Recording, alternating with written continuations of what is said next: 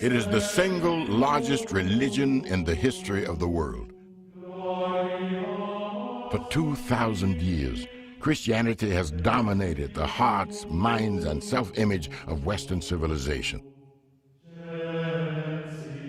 The story of Jesus is told every day in churches, homes, and cathedrals around the globe. Yet there is another story, not as well known. The story of the men and women behind the world's most powerful faith. This is the story, not of Christ, but of Christianity. The story of a religion that starts as a tiny Jerusalem sect and goes on to triumph over the world. Join us in exploring the extraordinary story of an extraordinary faith. The epic saga from the Last Supper to the first millennium. The story of the rise of Christianity, the first 1,000 years.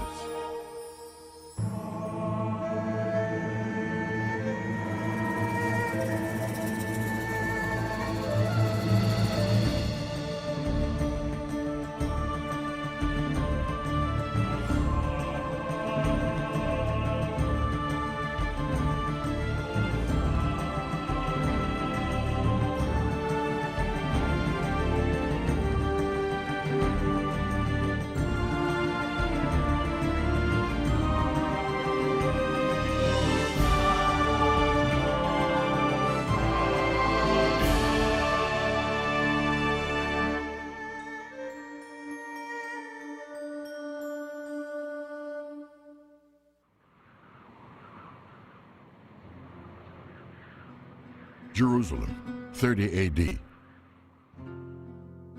The people of Israel are under the subjugation of the Roman Empire. Rome has replaced the Jewish king with a Roman governor. Attempts at rebellion are brutally quashed by the soldiers of the empire. A small group of devout Jews have gathered in Jerusalem to examine their shattered hopes and contemplate their dark future. The leader of their organization has just been executed for treason against Rome.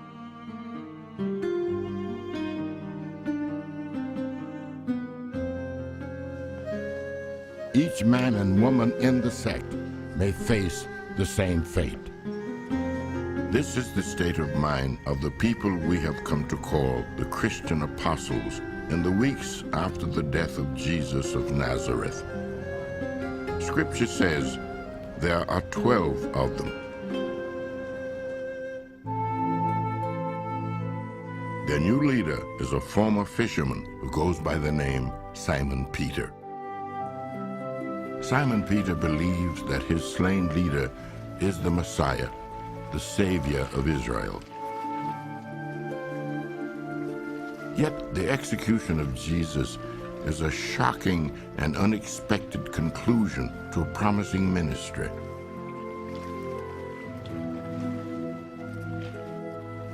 Many of the group's followers, including Simon Peter, claim to have seen the risen Jesus mysteriously resurrected after his death and burial.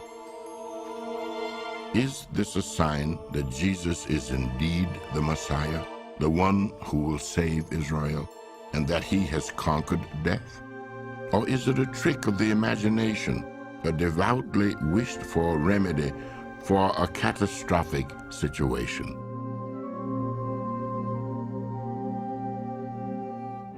Such are the concerns that occupy the minds of the apostles as they gather with others still loyal to Jesus to celebrate the Jewish Pentecost, the Feast of Weeks at the end of the grain harvest. It is 50 days after the execution of Jesus. The followers are about to experience a mysterious phenomenon, a phenomenon that will create from this small and frightened remnant a religion which will triumph over the known world. It is described in the New Testament in the book called The Acts of the Apostles. When the day of Pentecost had come, the disciples were all together in one place, and suddenly from heaven there came a sound like the rush of a violent wind. Divided tongues as of fire appeared among them, and a tongue rested on each of them.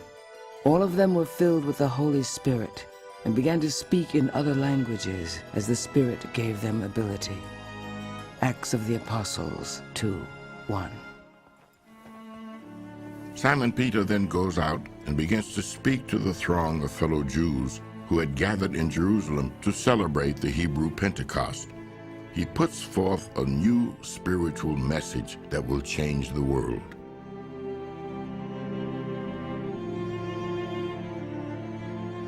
Let the entire house of Israel know with certainty that God has made Jesus, whom you crucified, both Lord and Messiah. Repent and be baptized, every one of you, in the name of Jesus Christ, so that your sins may be forgiven. For the promise is for you and for your children, and for everyone whom the Lord our God calls to him. Acts 2:36. Simon Peter's speech has an astonishing effect. The scriptures say that in that single day, the sect gained 3,000 new converts. From this day forward, the followers of Jesus are no longer a leaderless offshoot of mainstream Judaism. Something new has emerged. Christ is no longer among them, but a new religion has been born. The new converts to the message of Jesus join a dedicated and enthusiastic group devoted to communal living, sharing everything with each other for the common good. All who believed were together and had all things in common. They would sell their possessions and goods and distribute the proceeds to all who had need. They broke bread at home and ate their food with glad and generous hearts, praising God and having the goodwill of all the people. And day by day the Lord added to their number.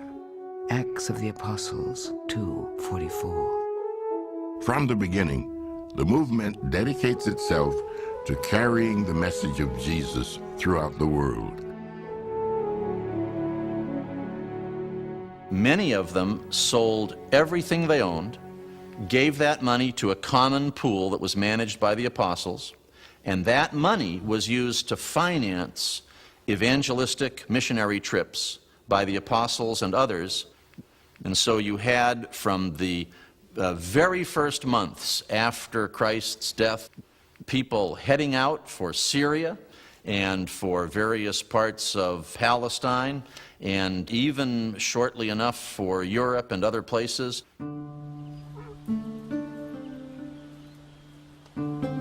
The followers of Jesus now face a dilemma. Who will lead the new church?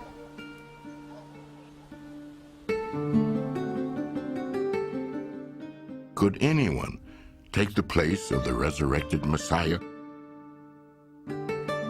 It is a question that will haunt the new religion for the next 2,000 years.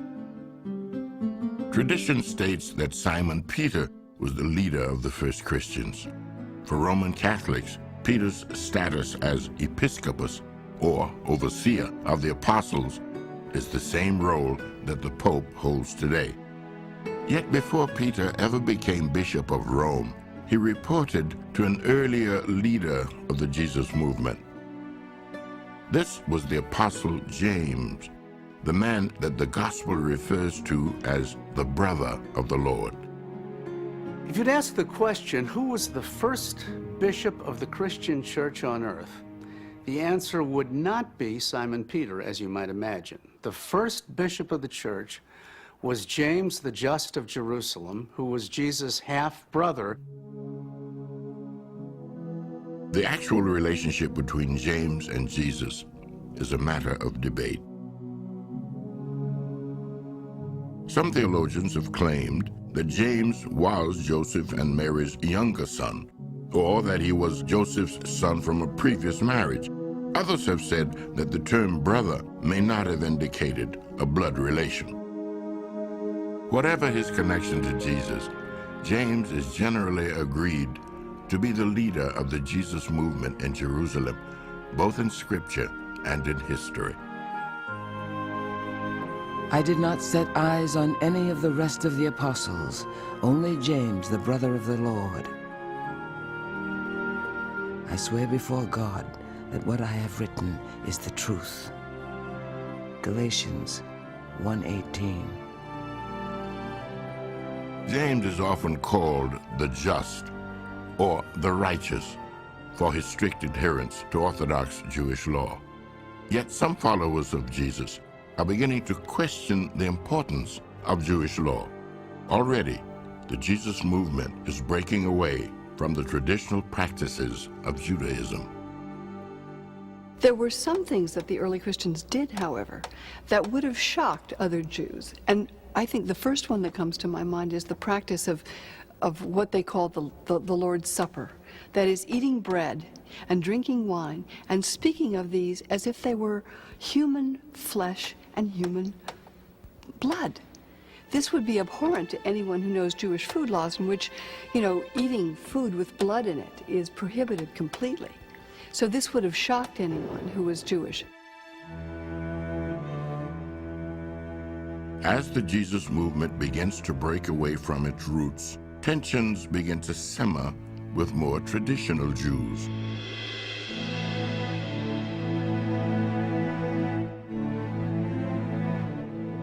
The followers of Jesus are becoming controversial, and controversy is about to provoke violence. The rupture begins with a man named Stephen. Stephen was filled with grace and power and began to work miracles and great signs among the people. Then certain people came forward to debate with Stephen. They found that they could not stand up against him because of his wisdom.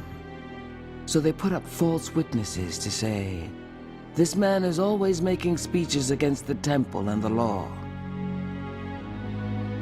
Acts of the Apostles 6:8.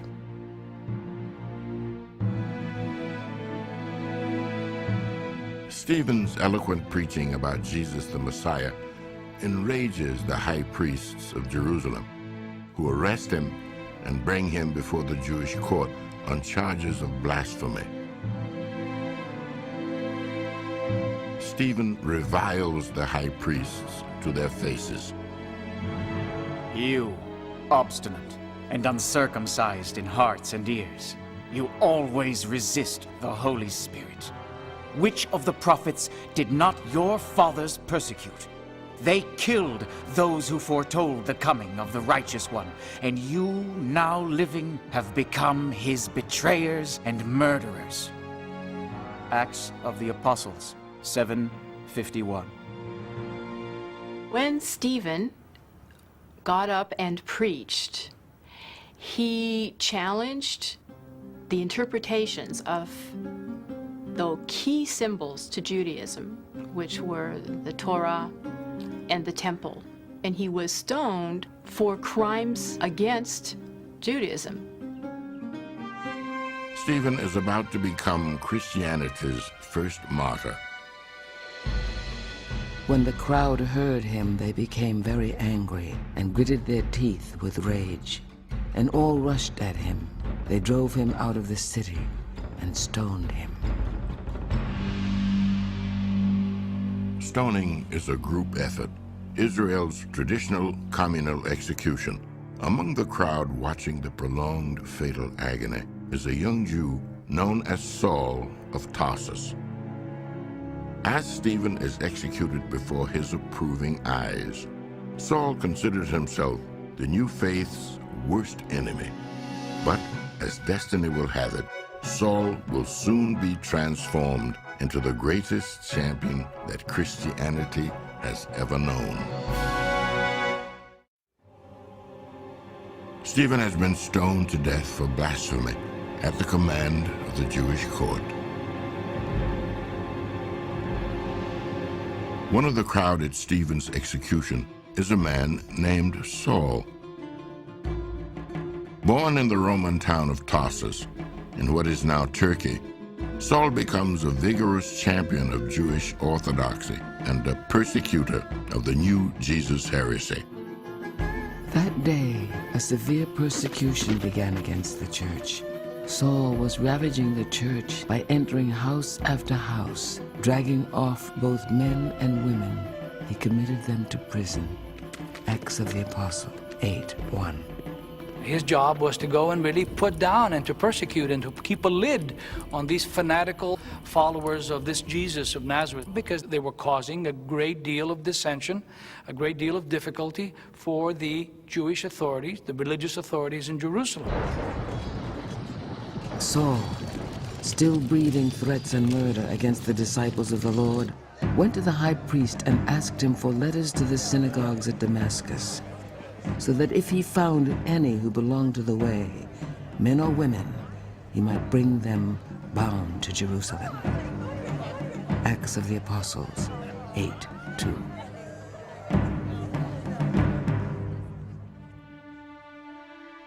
It is in this capacity, as a political and religious enforcer, that Saul experiences a transformation that echoes down to this day.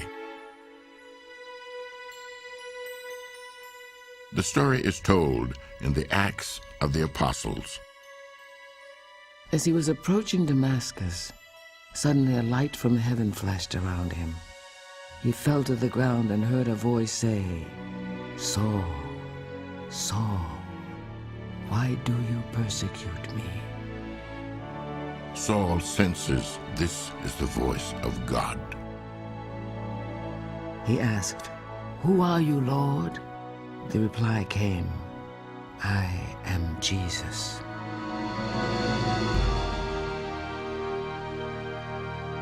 And in that statement, "Why are you persecuting me?" Jesus is telling Paul, the Christians are me. They're my people. They're my body. They're my church. You're persecuting me. And Paul changes completely. Paul of Tarsus, first, last, and always, was zealous about anything he undertook. He was the best student around from Cilicia, if we can believe his report. He took on representatives from all the synagogues in Jerusalem and Damascus and elsewhere proclaiming the faith. And although he was a persecutor of the church to begin with, once he converted, that is, turned 180 degrees out of phase, he then becomes the most enthusiastic proponent of the faith. Thus Saul begins his journey of transformation. Saul is struck blind by his fall and is ministered to by a local follower of Jesus. His sight returns to him, and, as the Christian Bible tells us, he begins to publicly proclaim the teachings of Jesus. However, Saul's astonishing claim of direct contact with the risen Christ is baffling to those apostles who suffered along with Jesus during his lifetime. To them, only one of the Messiah's inner circle could be described as an apostle. The status of the Apostle Paul was always in question in the early church. And the reason it was in doubt is because he had not been a follower of Jesus, had not known him during his lifetime. And those who did claimed prerogatives that they thought didn't belong to Paul. So there was tension between Paul and the leaders of the Jerusalem church. The tension between Saul and the other apostles becomes moot as Saul takes his message to the world outside of Israel. He adopts a Romanized name, Paul, and sets out to bring the story of Jesus to non-Jews, the Gentiles of the Roman Empire. The pagan world of the first century is undergoing its own form of spiritual crisis. The period of time for the early church and the years thereafter was a very interesting time for religion, a post-Olympian kind of period. The Olympian gods and goddesses that they had revered before did not have the same kind of value. People were casting about for new kinds of gods and goddesses, new sorts of beliefs that could capture their fancy and could give them hope and a reason for living beyond what they found with the Olympian gods and goddesses. And so people looked internationally to Egypt and to Turkey and to the Middle East for new kinds of religions, new kinds of gods and goddesses. Many of the Gentiles Paul meets are already attracted to Judaism. They attend synagogue worship and even make sacrifices at the Jerusalem temple. The Jews call them God-fearers. They worship the Hebrew God, but have not completely converted to Judaism with the requisite circumcision and kosher dietary restrictions. Some of these God-fearers are among Paul's first converts to the teachings of Jesus. But the new apostle's mission rapidly extends beyond the God-fearers and beyond the confines of Jerusalem. Paul's mission to the Gentile world is perhaps the most revolutionary undertaking in the history of Christianity.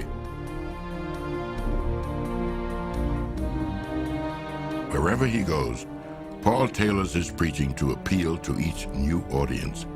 He frankly states in one of his letters that he is attempting to be all things to all men. Paul brings the message of Jesus north to the Syrian city of Antioch. Here the word Christian is first used to describe the new sect and to distinguish it from Judaism. Paul changes the name of his master from the Hebrew Yeshua, a modified form of the name Joshua, to the Greek Iesus. And he translates the Hebrew word Mashiach, Messiah, meaning anointed by God, to the Greek Christos. Paul now travels west by foot, by caravan, and by ship.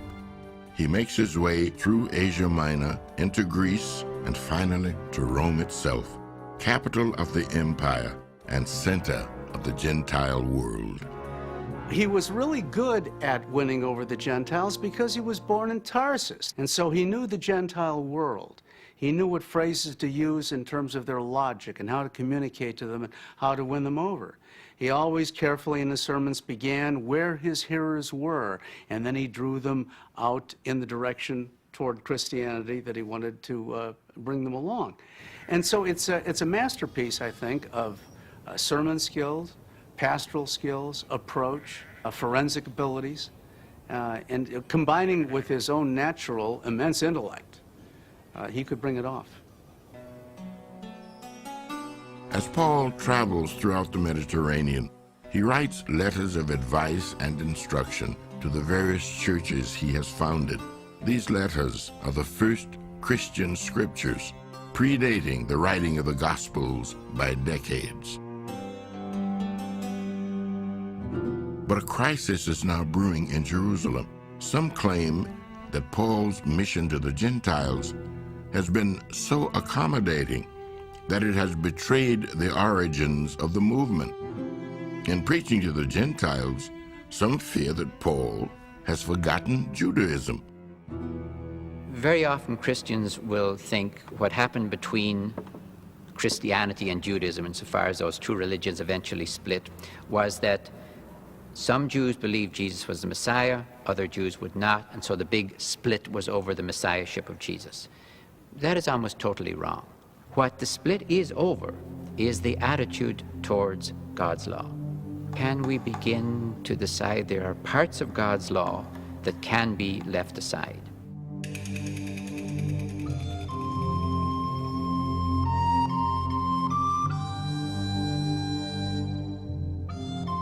Paul has told the Gentile converts that they need not follow kosher rules for eating. Not everyone agrees.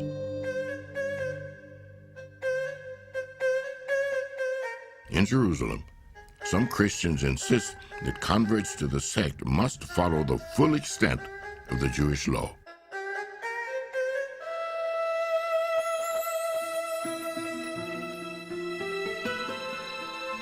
To resolve this question, James convenes the First Apostolic Council in Jerusalem in 49 AD. The results of this conference of Christians will determine the entire future of the new faith. The church had to decide, how do you become a Christian if, for example, you're a Gentile? Do you have to become a Jew first? The Apostolic Council said no, Gentiles can come directly into Christianity. And that decision was of enormous importance for the future of the church. Paul has come to an understanding with the traditionalists among the Christians in Jerusalem, but he's made himself unpopular among observant Jews. A group of Jews from Asia Minor stirs up the local populace against Paul, accusing him of profaning the Jerusalem temple. Only the intervention of a Roman tribune keeps Paul from being killed by the angry mob. Paul is imprisoned while the Jewish High Court prepares to prosecute him. Paul invokes his rights as a Roman citizen, inherited from his father, to a trial in Rome. He is taken under guard on a ship bound for the capital. As Paul approaches the mighty gates of Rome, one can only imagine his feelings as he prepares to tell the world's most powerful city that it has just killed the Messiah.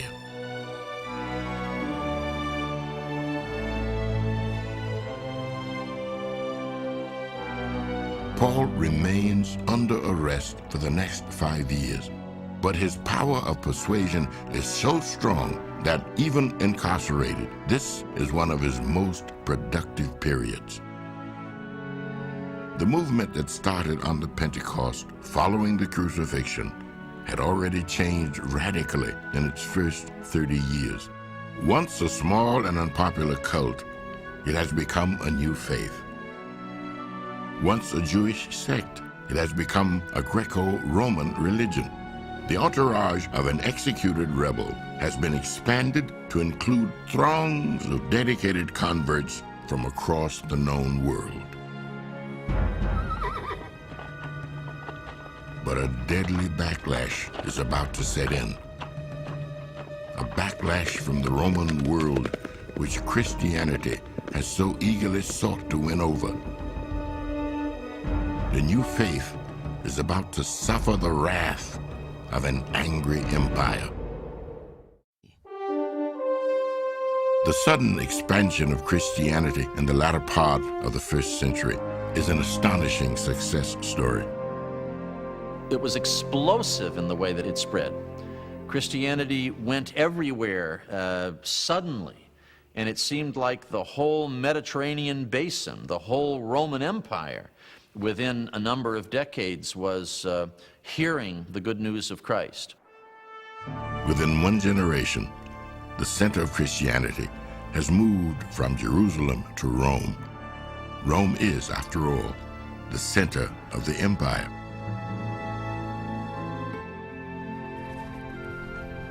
In approximately 60 AD, Paul the Apostle arrives in Rome. Simon Peter, leader of the apostles during Jesus' lifetime, also comes to Rome to bring Christianity to the capital. But the message of Jesus will bring death to some. Christians are often executed for their beliefs. The Roman historian Tacitus describes the dangerous reputation of this new cult from Judea. Hated for their evil practices were the group popularly known as Christians. Their deadly superstition was beginning to spring up with all kinds of sordid and shameful activities. Cornelius Tacitus, 100 AD. As Roman society became slowly aware of this new religion forming in its midst, there was a lot of anxiety about it, and it was fanned by rumors that Christians practiced cannibalism, incest, ate babies baked in loaves of bread. So you get a sense of, the way in which cults are talked about. Well, this is the way that Roman society was in these early years perceiving Christianity. But the backlash against Christianity goes further than simply lurid rumors. When the authorities, especially the Roman authorities, started to look at Christianity, they made two accusations against it. First of all, you're atheists. That may strike us as a strange thing, but they meant you do not worship the gods that all the rest of us do. And so you're atheists. And the second accusation was you hate the human race. Again, sounds very strange to us, but this was an actual accusation because you won't do what the rest of us does. If we, for example, have in our city a celebration of the patron god of our goddess of our city, and everyone is out feasting in the streets and going to the temple, you people won't come out and play with the gods, as it were. That's like somebody not standing up for the national anthem at a baseball game. If that happens too often, you can have a riot. Roman suspicion of Christianity turns to outright hostility with a single disaster, a catastrophe that nearly destroys the eternal city. It was the worst fire Rome ever had. It burns on for 9 or 10 days. And after it's over, people aren't going to believe it was accidental. No one knows how the fire began, but many Romans blame the devastation on their corrupt emperor Nero. Nero, in turn, blames the disaster on Christian arsonists. He begins an official persecution against Christians, arresting, torturing, and executing them. Here is how the Roman writer Tacitus remembers the scenes of dying martyrs. In their deaths, they were made a mockery. They were covered in skins of wild animals, torn to death by dogs, crucified or set on fire, so that when darkness fell, they burned like torches in the night.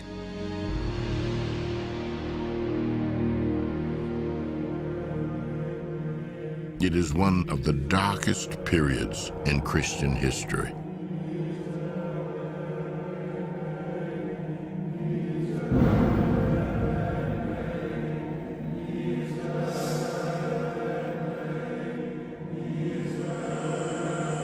Crucifixions and beheadings give way to public executions in the Colosseum, where Christians are often attacked by wild animals or forced to fight gladiators for the amusement of the crowd.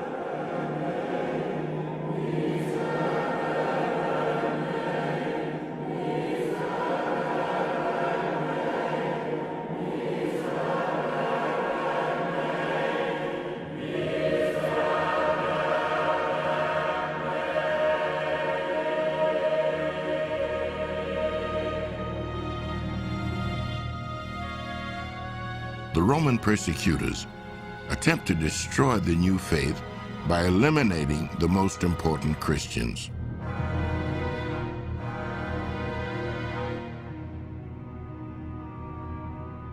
What the Roman Empire did was pick the leaders. It made it very clear there's us and there's them. There's the martyrs and there's the murderers. And in a way, it put paganism and Christianity clearly at odds with one another. Ironically, the Roman strategy only seems to strengthen the new religion. One account describes the effect of persecutions by saying, "The blood of the martyrs is seed for the new faith." Paul of Tarsus, who has been under house arrest in Rome, is beheaded by the authorities. Simon Peter is publicly crucified by the Romans in the same period. It is said that, feeling himself unworthy of the same death as his master Jesus, Peter asked to be crucified upside down. In addition, The Jerusalem church, under the leadership of James, has been wiped out. James was thrown to his death from the Temple Mount by Roman soldiers in 62 AD. A full-scale Jewish rebellion breaks out the following year.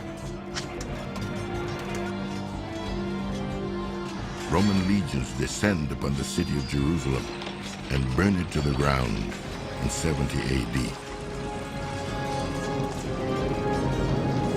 The Jewish temple is destroyed. The Jewish people are subjugated. The homeland of Jesus will no longer be the homeland of Christianity.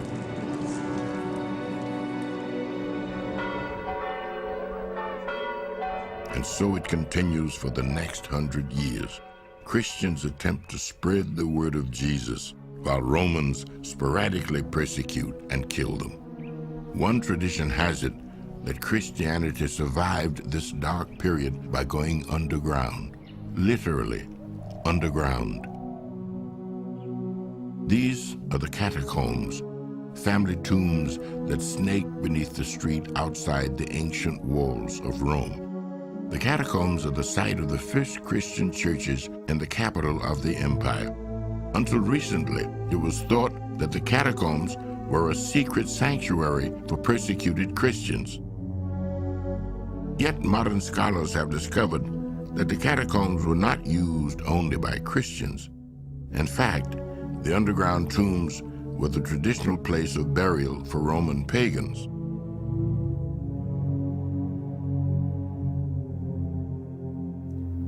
People celebrated a meal together with their dead in the Roman catacombs. I'm not talking about Christians, I'm talking about pagans. The spirit, as it were, of the person who had died hovered near the place where they were buried.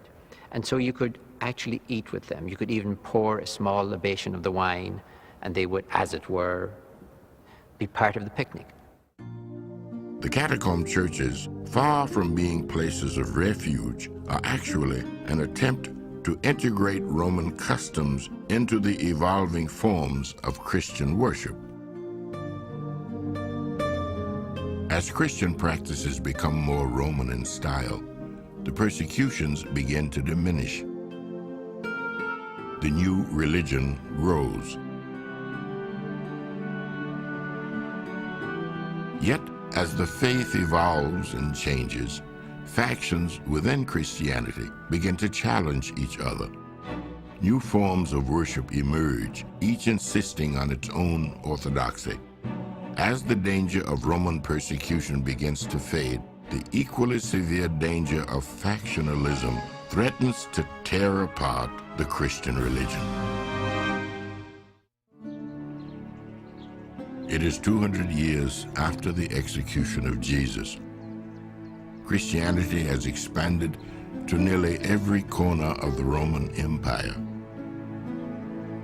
Each region has their own religious customs associated with the Christian faith.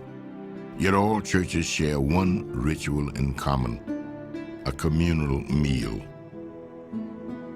We sometimes forget when we look at the Eucharist in the Christian church today, which is a sort of a symbolic meal, that the Eucharist in those Christian communities was a real meal.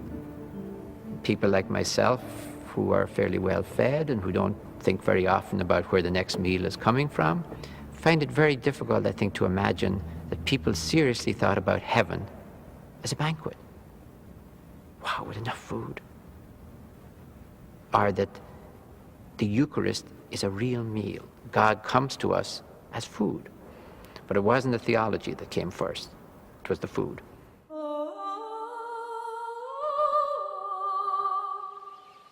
The Christian communal meal is usually held in the home. This leads to a power structure in the early church entirely different from the one we have today. For often early Christian churches were led by women. House churches were presided over by the householder, which could be the father of the household or the mother of the household. The household really was considered woman's domain. So in the house churches, we're in a social space that recognizes and is quite comfortable with women's authority. Women leaders are part of the wide diversity that marks early Christianity. Rituals and customs may vary from city to city and country to country, yet as Christianity grows, this diversity is increasingly seen as a threat. Christianity is still persecuted throughout the empire, and many Christians feel that a united front is needed if the new religion is to survive.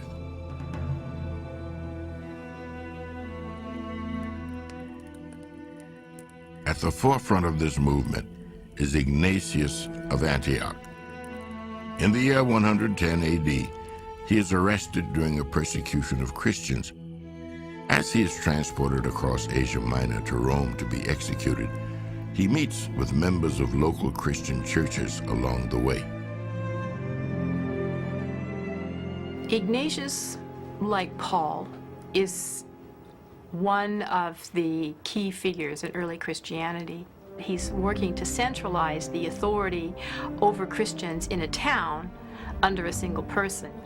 There's a move to consolidate all of those little house churches into one larger organization. One of the movers in this direction was to bring a central authority to this collection of house churches in the form of a bishop. Ignatius proposes a structure for the church based on Roman city government.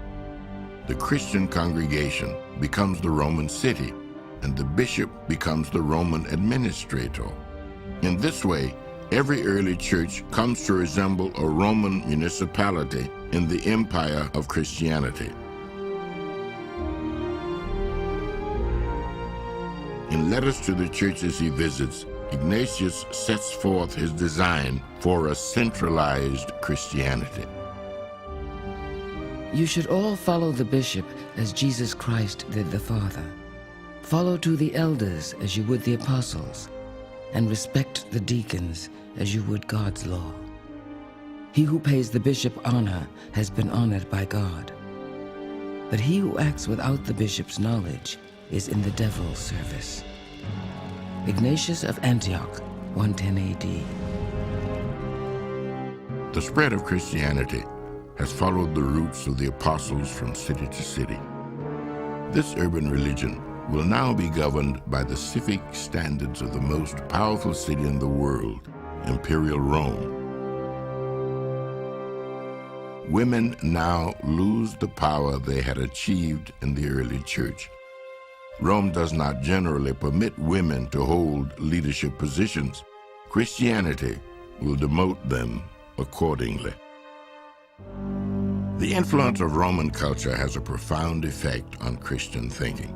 Early Christian writers and teachers like Justin Martyr, Clement of Alexandria, and Origen apply classical logic and philosophy to formulate what they believe is a definitive theology for Christianity. The 4th century AD is known as the Golden Age of Christian theology. The theologian Tertullian explains his faith eloquently to Roman philosophers. God made this universe by his word, reason, and power. Your philosophers also agree that the maker of the universe seems to be the Logos, that is, word and reason. This word, we have learned, was produced by God, and therefore is called the Son of God. Theology is essentially the use of philosophy to try to understand God. And after the year 200, it became very clear that Christian thinkers were going to use Greek philosophy to try to establish the truth about God. Now, that means that the truth about God becomes almost as important, and sometimes practically more important, than the actual worship of, love of, practice of the religion. The new faith emphasizes more than just an intellectual theology. It offers community and mutual support in a rapidly changing Roman Empire. It is an anchor of faith and community in a shifting world. This was an encounter with ultimate reality in the person of God who was living with them. There was an appeal to Christian faith that still exists today. The appeal of the truth and love being put together in a wonderful package where it's believable and it's convincing, and on the other hand, it makes you a different person. And lots of people saw that and said, I like that. I like that. Tell me more about it. This sounds good. The new faith makes inroads into the entire population of the empire, from slaves and peasants to the empire's middle classes, to some Roman senatorial families. There were enormous changes taking place within Christian communities. Christianity was now penetrating into the upper classes. The leadership of the churches came more and more from the municipal elites. The organization of the church is much more like the city council. The Christian communities are seeing themselves much more as an independent community, almost as a political entity. Christianity bought into the political and social status quo. Without this kind of concern for political power, it is not clear that Christianity would have survived. But what is intriguing and fascinating and provocative about this is, at what price did it buy into this power? At what cost did it buy into hierarchy? At what cost did it compromise some of the values of Jesus in order to be successful as a religion? Just as Christianity is experiencing its greatest growth, it is about to experience its worst persecution. In 303 AD, Roman Emperor Diocletian claims that the sun god Apollo has spoken to him. According to Diocletian, Apollo is angry at the rise of this new Christian deity in Rome, and so begins a deadly crusade against Christianity. It intended to do nothing less than destroy the new religion, to eliminate every Christian in the Mediterranean world, a final solution for Christians.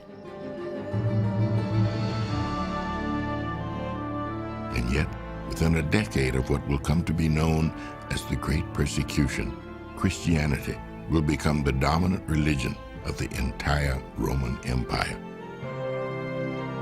What caused this extraordinary, even miraculous turnabout? How did this tiny Jewish sect from the backwater of the empire come to dominate Rome, the Mediterranean, and all of Europe? The rise of Christianity is one of the most startling success stories in history. In less than 300 years, Christianity has spread from an obscure corner of Palestine through the entire Roman Empire.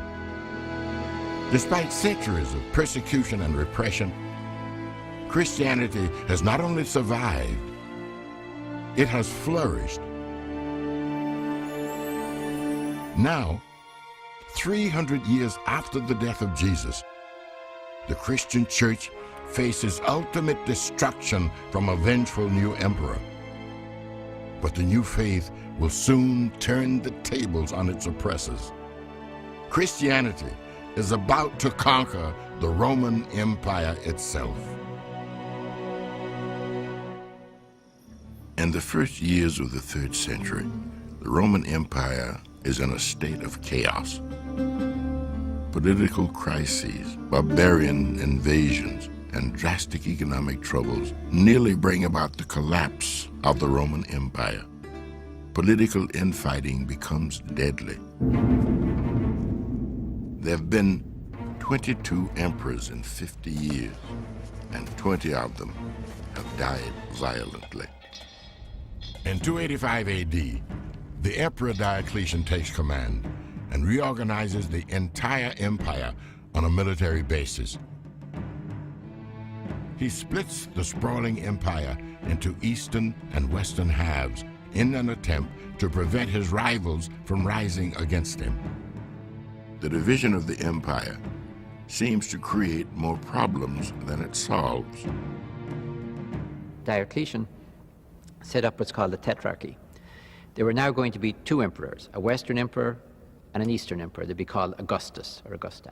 Each of them would have under them an heir apparent called the Caesar. So you had 2 and 2. Now you can imagine the possibilities for conflict. The Augusti could go for one another, or the Caesar could go for the Augustus. So the Tetrarchy was a very dangerous, unstable situation. On the religious front, Diocletian creates another equally dangerous situation by renewing the vigorous persecution of Christians.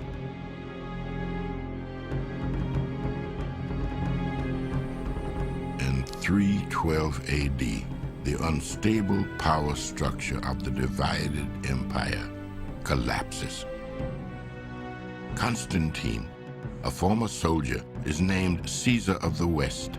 He is assigned to the furthest reach of the empire, the English city of York. It is from here that Constantine makes his fateful bid for power. With his legions, he marches south across the European continent, intent on overthrowing the emperor. 8 miles outside Rome, at the Milvian Bridge, Constantine pauses. It is the eve of what will be the greatest battle of his life, the fight for control of the empire.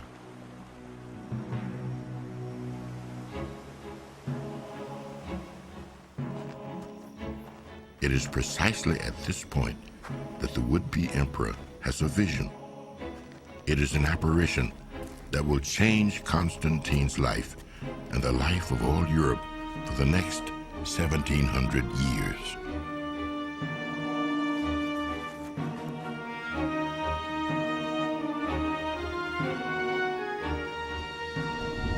Looking up in the sky, Constantine sees the sign of the cross on the face of the sun. Up until this time, Constantine has been a traditional pagan, worshiping the gods of Rome.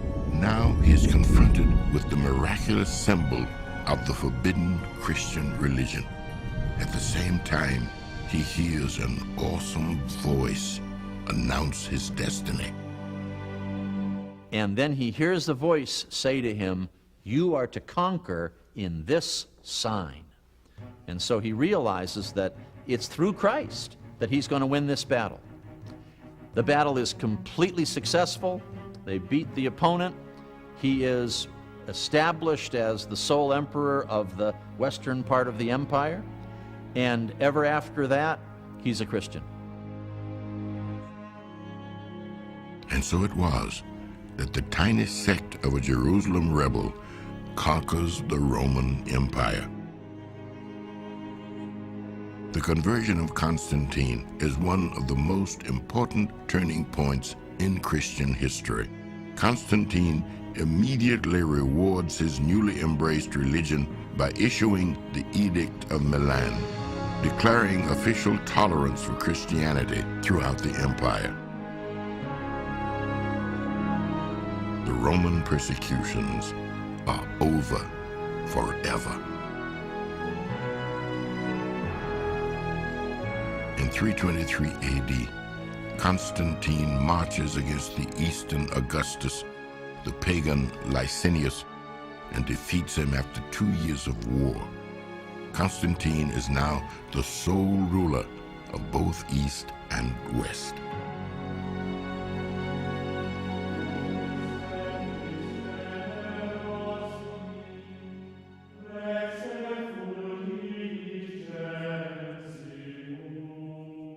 The ceremonies to celebrate the reunification of the empire are Christian.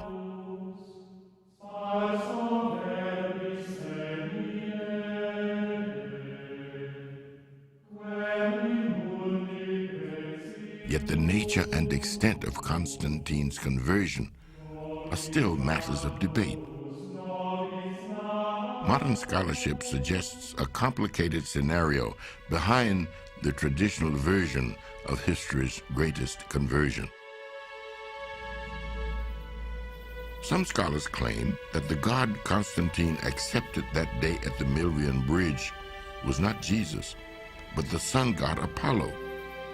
Could the reputed first Christian emperor have actually retained his paganism?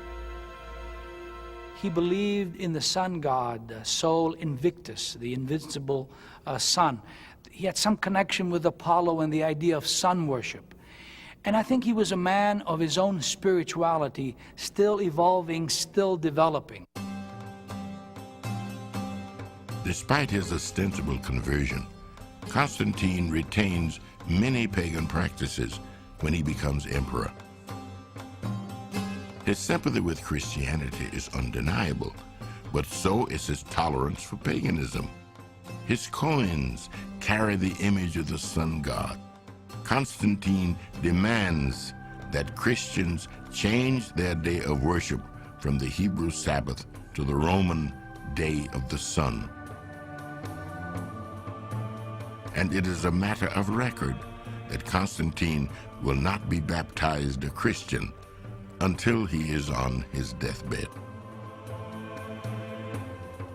The question remains to this day, was Constantine truly a convert to Christianity, or was he simply a shrewd pagan politician who embraced a powerful minority?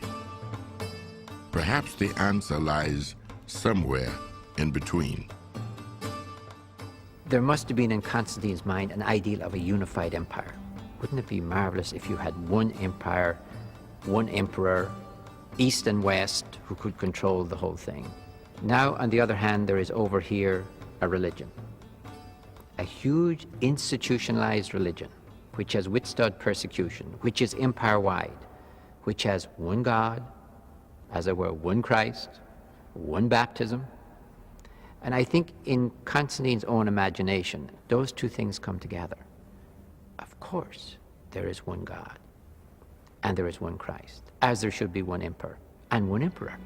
One emperor, one empire, one dominant faith. Constantine and Christianity serve each other well.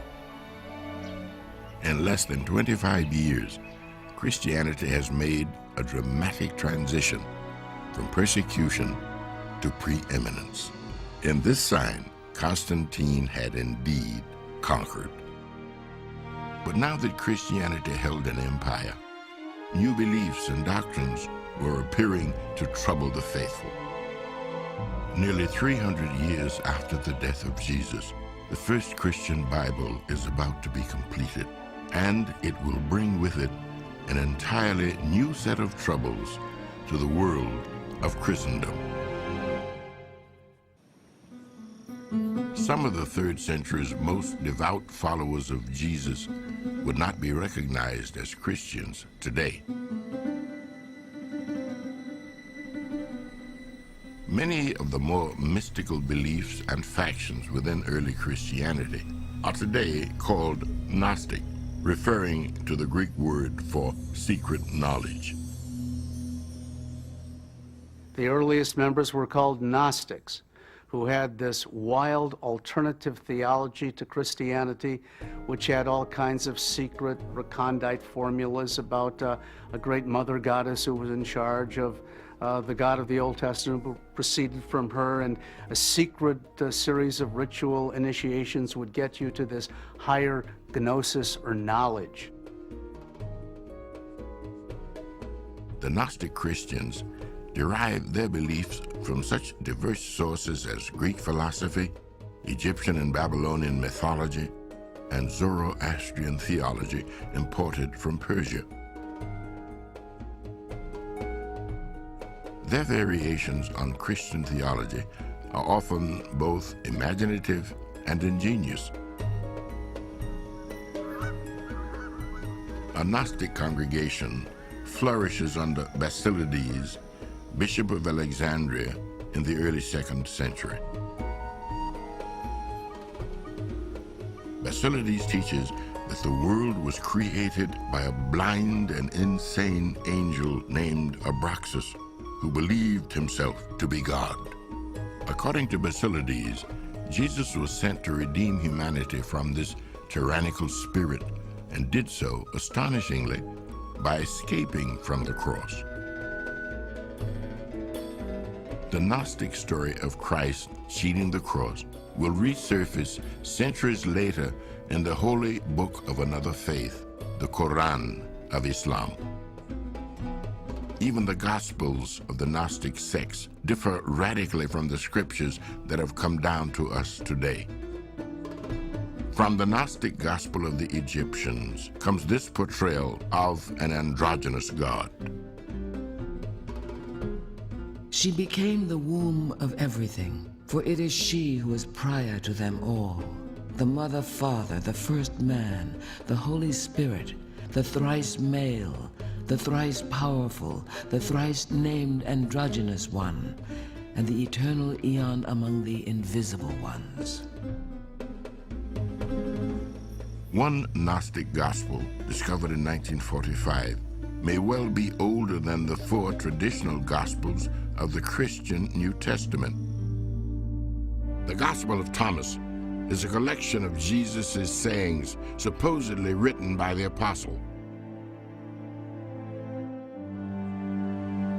From the Gospel of Thomas comes a hauntingly beautiful passage, perhaps more akin to Eastern philosophy than Judeo-Christian tradition. The disciples asked, "When will the kingdom come?" Jesus replied, "The kingdom will not come by watching for it. It will not be said, 'Look here,' or 'Look there.' Rather, the kingdom of heaven is spread out upon the earth, and men do not see it." We can look at these so-called apocryphal texts and find out a great deal, too, about early Christianity.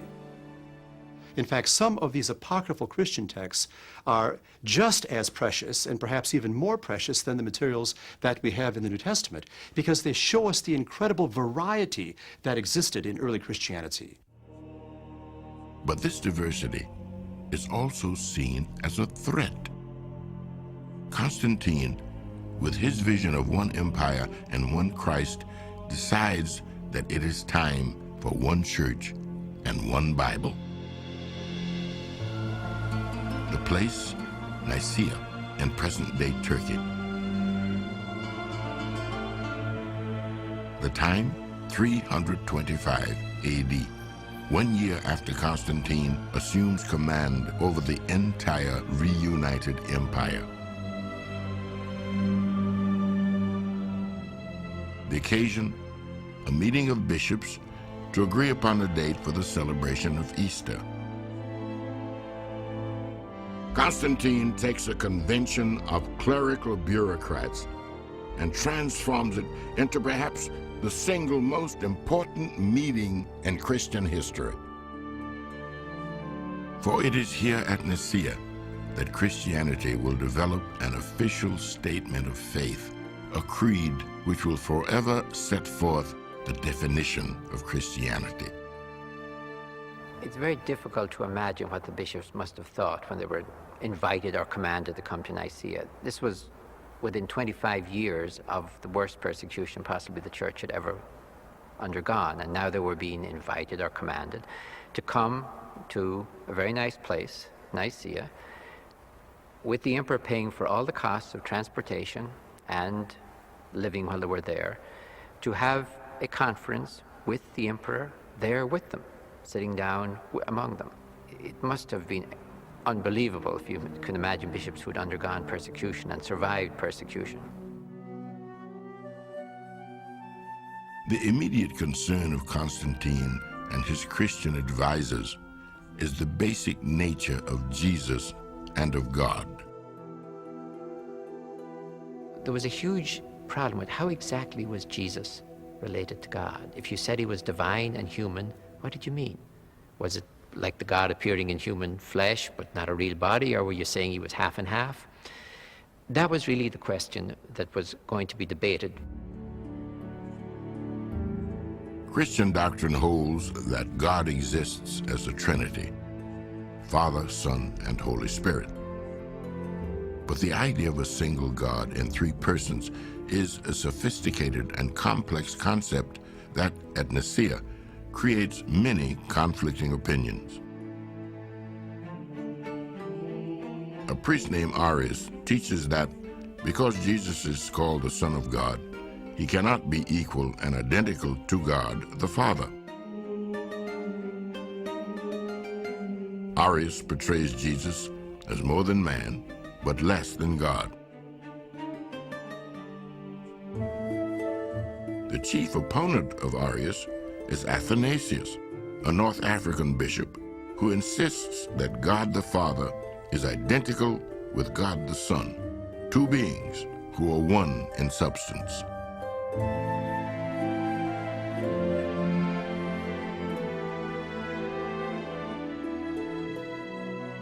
The bishops at the Council of Nicaea wrestle over a definitive interpretation of the Trinity. Their heated arguments often revolve around the most infinitesimal details. The Greek term was very important, homoousios, of the same substance as God. And Arius had said, no, he's homoousios, like the substance of God. And so the whole discussion hinged around one Greek letter, the iota. The Council of Nicaea's final decision, by a vote of 300 to 3, is that Jesus is of the same substance as God. Arius loses. The concept of the Trinity triumphs. To make the matter absolutely clear, the bishops of the council create a creed or oath to which they expect all Christians to adhere. The Nicene Creed, created in the hot summer of seaside Nicaea in 325 AD, has been repeated every day since then in Christian churches all over the world. I believe in one God, the Father, the Almighty. I believe in Jesus Christ, Son of the Father before all ages, one in being with the Father. I believe in the Holy Spirit, the Lord and giver of life. The Church has conquered the heresy of Arius and created a confession of faith. It now turns its attention to the written Word of God. Prior to this time, there has been no accepted Christian Bible. Each congregation and community throughout the empire had its own collection of holy books. Amongst these are not only the traditional scriptures, but Gnostic Gospels and such texts as the Revelation of Peter, the letters of Clement, and the book of advice and ethics called the Shepherd of Hermas. Nobody is writing the New Testament. That's a process. It takes place over a long period of time. There's no one moment you can say, it's done now. There are fringe ones like the Shepherd of Hermas that could be in for some churches, out for other churches. I suppose the absolute moment when the die is cast is when Constantine says, I'm going to subsidize 50 huge Bibles. Nobody will say to Constantine, well, we haven't quite decided yet what's in and out. You say, yes, and then you decide. And at that moment, Clement is out, the Shepherd of Hermas is out, and your decision is made. And that's really the last step in the closing down of the canon of the New Testament.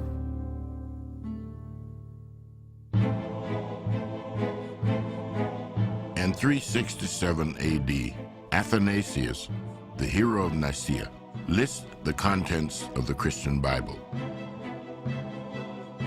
It contains 27 documents, from the first verse of Matthew to the last sentence of Revelation, the same 27 documents that today we call the New Testament. 3 centuries after the death of Jesus, Christianity now has a creed, a Bible, and an empire. Yet far from the imperial bustle of the Roman capital, Christianity is continuing to evolve.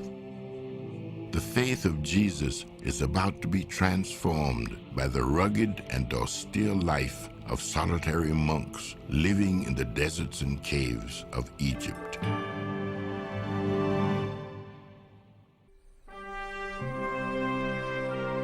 Once the Roman emperor becomes Christian, the Roman Empire soon follows.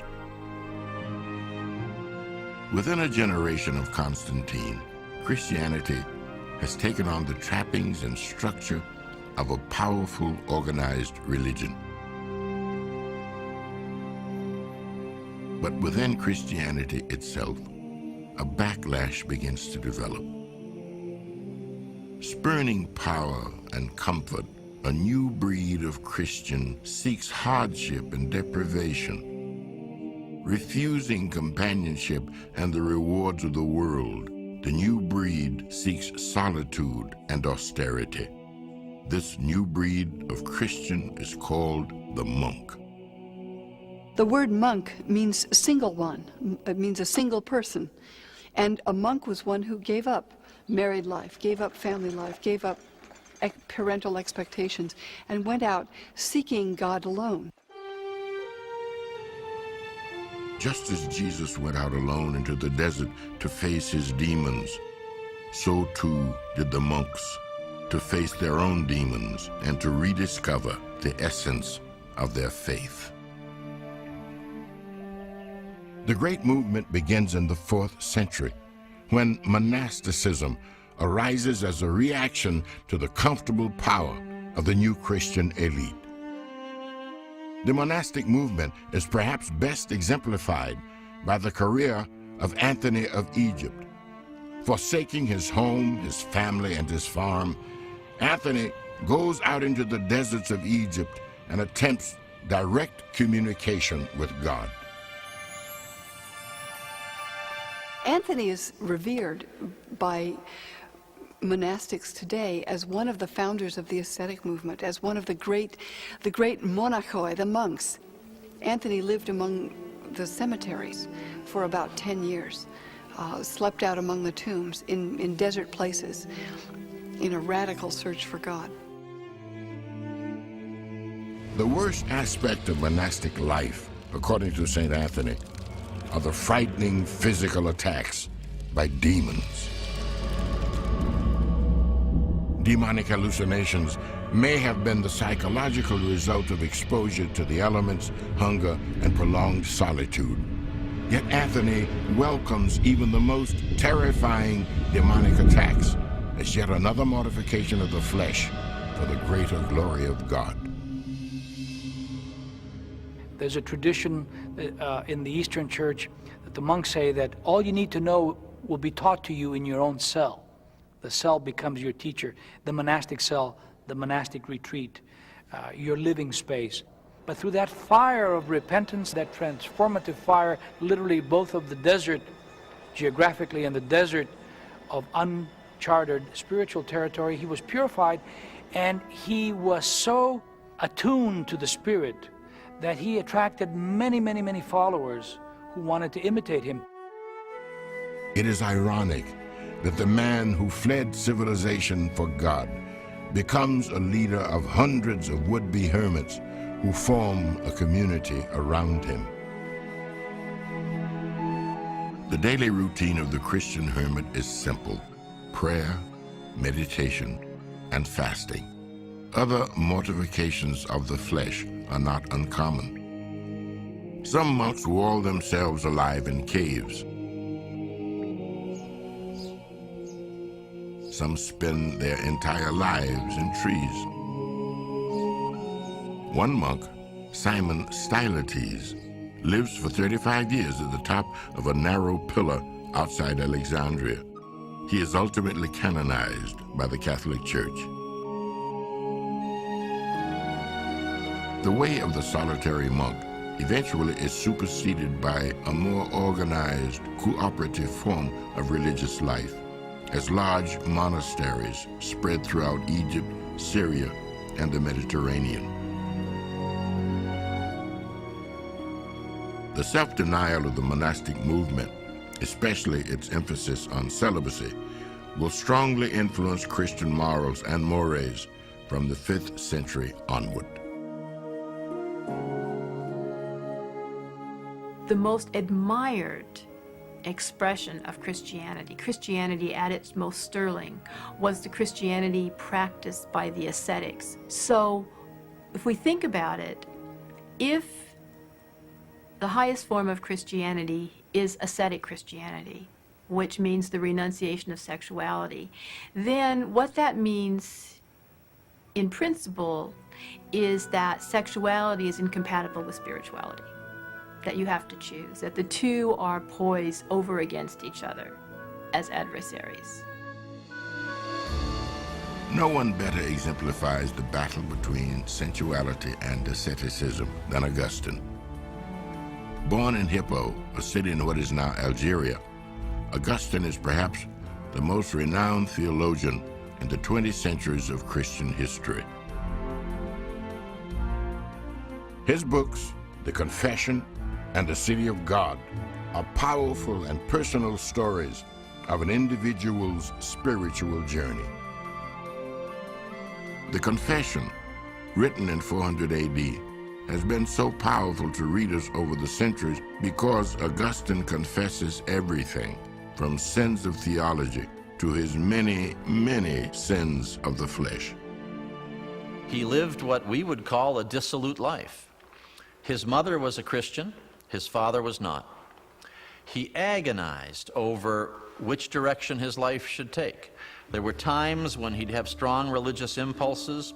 There were times when he didn't. He had trouble controlling his sexuality. Because my will was perverse, it changed to lust, and lust, yielded to, became habit, and habit, unresisted, became necessity. Thus I came to understand how the flesh lusts against the spirit, and the spirit against the flesh. But Augustine is more than just a sexual libertine. He is also an educated intellectual. He studies metaphysics, Greek philosophy, and the theories of Plato. He experiments with mysticism and a Gnostic religion from Persia. Yet throughout his pursuit of philosophical truth, Augustine is equally absorbed by his pursuit of sexual pleasure. The tension between the two poles of philosophy and sensuality is resolved one day in a garden in Milan.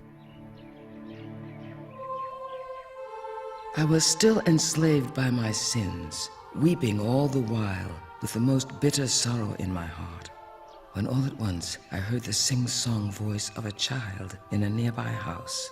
Again and again it repeated the chorus, "Take it and read, take it and read." I seized the book containing Paul's letters and opened it. In silence, I read the first passage on which my eyes fell. The passage that Augustine opens to is from the letter of Paul to the Romans. No orgies or drunkenness, no immorality or indecency, no fighting or jealousy. Take up the weapons of the Lord Jesus Christ and stop giving attention to your sinful nature to satisfy its desires.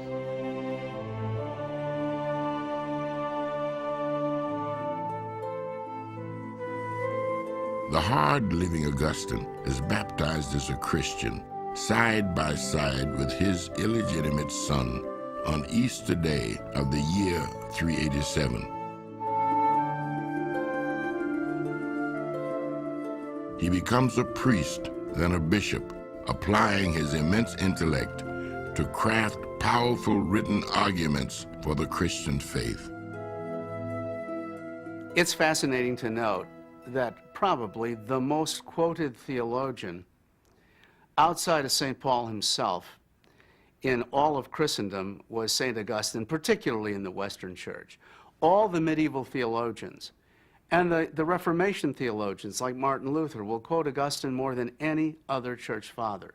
It was his theology that captured the center stream of Western Christendom and has so to the present day yet. So his gifts to the church are incalculable. Like many Reformed transgressors, Augustine makes his formerly promiscuous lifestyle the focus of a theological assault. Augustine, in his Confessions, gives us these sometimes moving, sometimes shocking details of his sexual evolution, but we must remember that he has a definite strategy in writing his Confessions, because he's now become an apologist for the life of chastity, and therefore sees his sexuality as the greatest of all enemies, and will make a lurid example of himself for the sake of his theology. When Augustine dies in 430 AD, the former drunkard and libertine is generally acknowledged as the holiest man in Christendom. The great sinner had become a saint.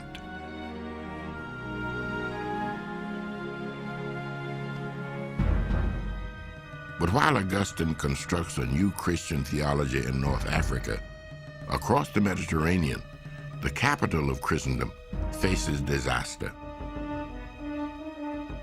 The eastern and western halves of the empire are splitting into venomous political factions. And outside the walls of Rome, a barbarian horde has begun to gather.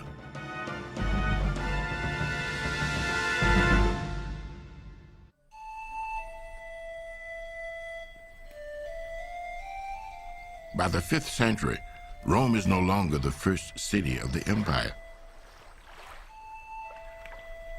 Constantine has moved his capital east, creating a new city on the ruins of the ancient town of Byzantium. Constantinople, as it is called, boasts the finest natural harbor in the Mediterranean and commands the Straits of the Dardanelles, where Asia meets Europe. There is no finer setting for the new capital of a vast, sprawling empire. While Constantinople takes its place as a world capital, Rome enters into a period of decline, neglect, and unprecedented vulnerability. Slowly, much of the Senate and many of the titled nobility of old Rome began to move to this area, and Rome was beginning to fall into decay. Germanic tribes began to start to break into what was called the old Roman Empire. And so, little by little, Rome, ancient Rome, was beginning to be abandoned. For the past 3 centuries, Rome has been defending her borders against the nomadic European tribes from the north. They call themselves Goths, Alans, Vandals, Sueves, and Franks. The Romans simply called them barbarians. Rome has wealth, civilization, and vast resources. The northern tribes want what Rome has. As the legions of the empire move east, Rome sees the barbarians moving closer. In the year 410, a tribe of Visigoths breaches the gates of Rome. The city is sacked, the citizens butchered. The disaster shocks the entire world. Remember, the Roman Empire is viewed as the manifestation of God's kingdom on earth. Therefore, if that empire falls, it's sort of inconceivable. It wrecks your whole view of Christianity. Again and again, Germanic invaders attack the gates of Rome. The Visigoths, the Ostrogoths, the Vandals. Again and again, the gates fall before them. Who will stand up to the barbarians? unlikely as it seems, the job will fall to the Bishop of Rome. In the year 440 AD, Rome elects a new bishop. His name is Leo, son of Quintianus, and his brilliant career as a diplomat for both church and empire has prepared him well for his new holy office. Leo I will step into the power vacuum created by the migration to the Eastern Empire. When Leo assumes the papal throne, a century after the founding of Constantinople, the Roman Empire has once again essentially become two separate nations, East and West, split along the lines created by Diocletian 150 years earlier. One important difference is language. The eastern half of the empire speaks Greek. The western half speaks Latin. Later, there is going to be an exaggeration of these cultural differences, and then there are going to be theological differences as well. The Patriarch of Constantinople felt that he was right on a par with the Bishop of Rome, but the Bishop of Rome didn't agree to that. And so there are going to be these tensions developing also in terms of personality factors. The word pope, in Latin, papa, literally means father. The term originally does not refer to the head of the church, but is applied by early Christians in North Africa to describe their local bishop. But in 440 AD, Leo I insists that one bishop has authority over all others. The leader of Christianity should be the man who holds the office once given to St. Peter by Jesus when he said, "Upon this rock I will build my church."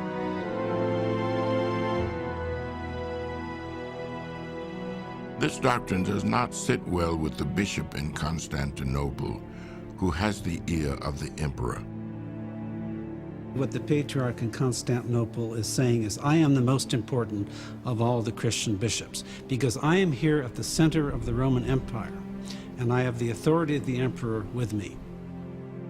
What the Pope in Rome, for the first time, is now saying fairly clearly is, wait a minute, I am the successor of St. Peter, and it's Rome, where Peter was first bishop, that has the primacy of the church over the Patriarch. Leo's aim in asserting the primacy of Rome is to reinforce church unity. Ironically, he begins a process that will eventually tear the one holy universal church in two.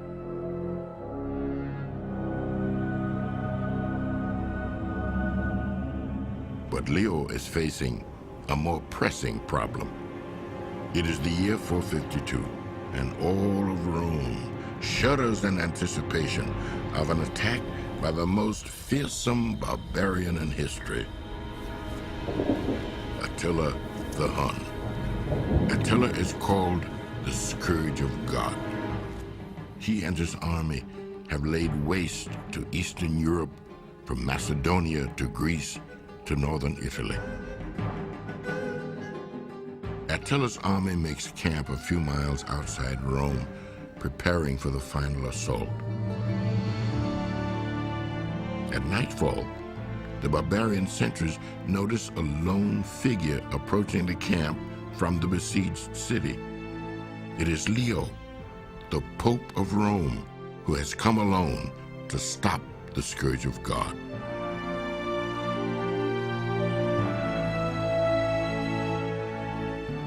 A medieval chronicler writes, "And lo, suddenly there were seen the apostles Peter and Paul, clad like bishops, standing by Leo. They held swords outstretched, and they threatened Attila with death if he did not obey the Pope's command." Whether or not this vision actually occurred, the fact remains that after encountering the remarkable Leo I, Attila immediately renounces his plan to sack Rome and withdraws his barbarian army from Italy. Leo again negotiates peace with barbarians 3 years later, when Rome is looted for 14 days by the tribe of Vandals. Leo manages to extract a guarantee that the lives of the Roman people will be spared. The Roman legions can no longer protect the city, but Leo can. By the time of Leo's death in 461 AD, there is little left of the Western Roman Empire or its armies, but in its place stands a newly developing power structure, the papacy. Shortly thereafter, the last Roman emperor is removed from the throne to be replaced by the king of the Goths. Finally, it was only a matter of the final decision by a Roman general named Odovacar, who finally said, why do we keep this charade going called the Roman Empire? And he deposed the last Roman emperor, who was a kid named Romulus Augustulus, of all things, in the year 476 AD, and so he took over. And that is the famous sacred date for the fall of the Roman Empire. In the 5 centuries since the death of Jesus, Christianity has conquered an empire. Now, that empire has fallen. Will Christianity fall with the empire? How will the faith of Jesus survive the period men have come to call the Dark Ages?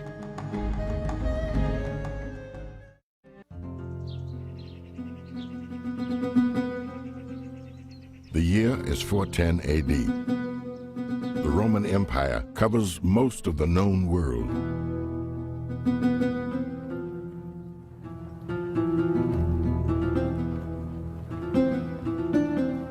Only 4 centuries ago, a preacher from Galilee was crucified for his beliefs by a Roman governor. Now the religion that bears his name is the official faith of the empire. From slaves to senators, all of Roman society is Christian. The history of this movement is utterly astonishing. We know so little of Jesus of Nazareth, and what we know is very poignant and very powerful, and often rather conflicting. And yet, you know, within 300 years, this becomes the religion of the empire. This story is enormously unlikely. From Africa to Britain, the apostles spread their faith, traveling the straight and steady roads that hold the massive empire together. Their greatest advantage is the very strength and cohesion of Roman civilization. Little do they know that the world's most powerful empire is about to collapse. But in the year 410, the seemingly eternal edifice of the Roman Empire begins to crack and crumble.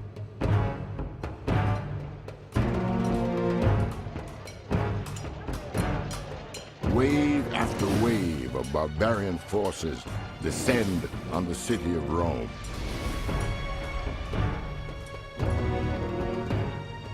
The Roman legions hastily abandon their garrisons in the far reaches of the empire and rush to protect its center, the eternal city.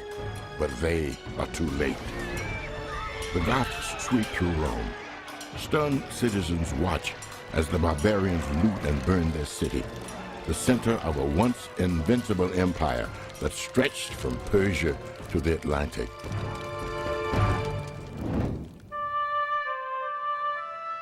Meanwhile, in Britain, northernmost point of the empire, Roman fortifications stand deserted. Without the Roman soldiers to protect them, the citizens are left defenseless to attack from the north, and to the north lies Ireland. Unlike Britain, 5th century Ireland remains unconquered by Rome and untouched by Christianity. The Irish are a people rooted in timeless traditions that are at once wild and pastoral.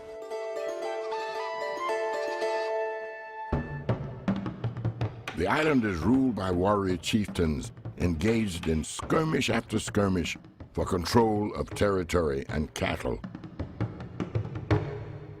Famous for their ferocity, Irish warriors go into battle naked except for sandals and a sword. In the 5th century, it is these Irish warriors who cross the channel in their rough but seaworthy boats. They descend upon farms and estates of Britain. After a frenzy of looting, burning, and killing, these raiders sail back to Ireland with captured slaves. Among the loot of one coastal town is a boy named Patrick, the son of a wealthy British landowner. He is destined for great things. Upon arriving in Ireland, the young Patrick is sold as a slave to one of the island's warrior chieftains.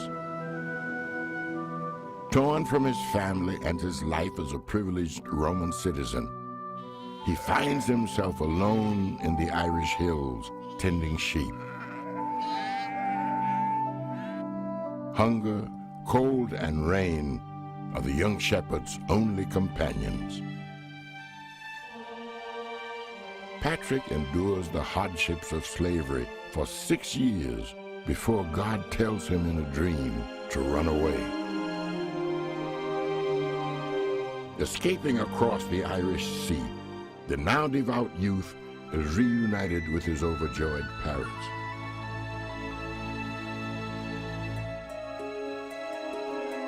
But Patrick seems changed, restless, unable to settle down.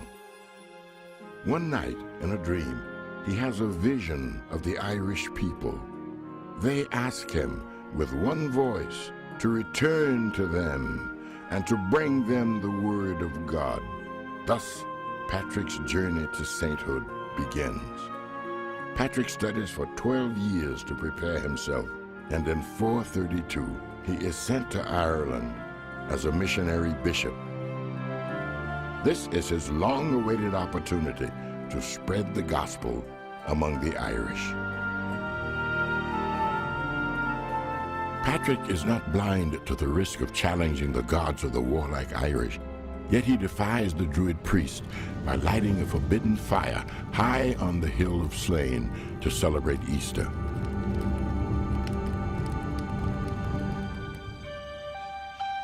Despite these obstacles to converting the Irish, Patrick succeeds where others might have failed, perhaps because he teaches the Irish a Christianity that harmonizes easily with their indigenous religion. The groundwork was laid by the Celtic religion of Druidism, which had an emphasis on the sacred number 3.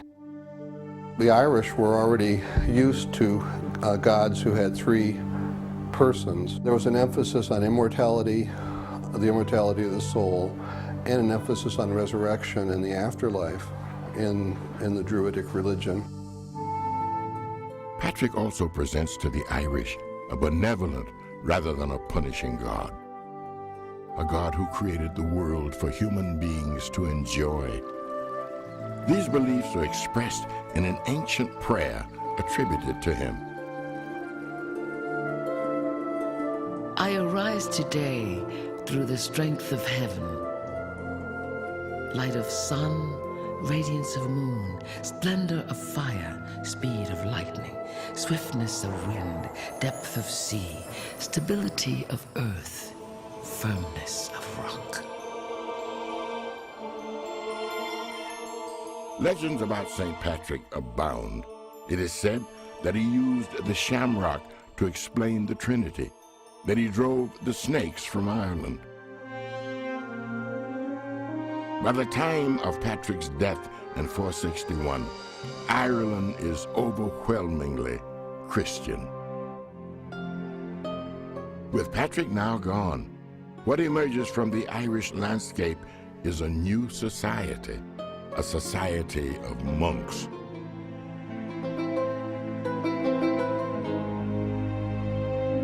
They are the spiritual heirs of Patrick. Neither they nor Patrick could know that they will preserve the best of classical civilization, not only for Ireland, but for all of Europe. Within a decade of Patrick's mission, there are hundreds of monasteries all over the countryside. In contrast to the European continent, where the bishops of large cities hold authority, in Ireland, it is the abbots of monasteries who preside over religious life. The role of the abbot is not the only unique aspect of Celtic Christianity. Irish priests hear private confessions, while Roman Christians must confess their sins before the entire congregation. The Celtic Church also refuses to legislate private moral and social behavior. One of the ways the faith of the Irish takes flight is reflected in the roles of women. Bridget of Kildare is a powerful leader of the Irish Christian Church. In Ireland, there are female saints like Bridget.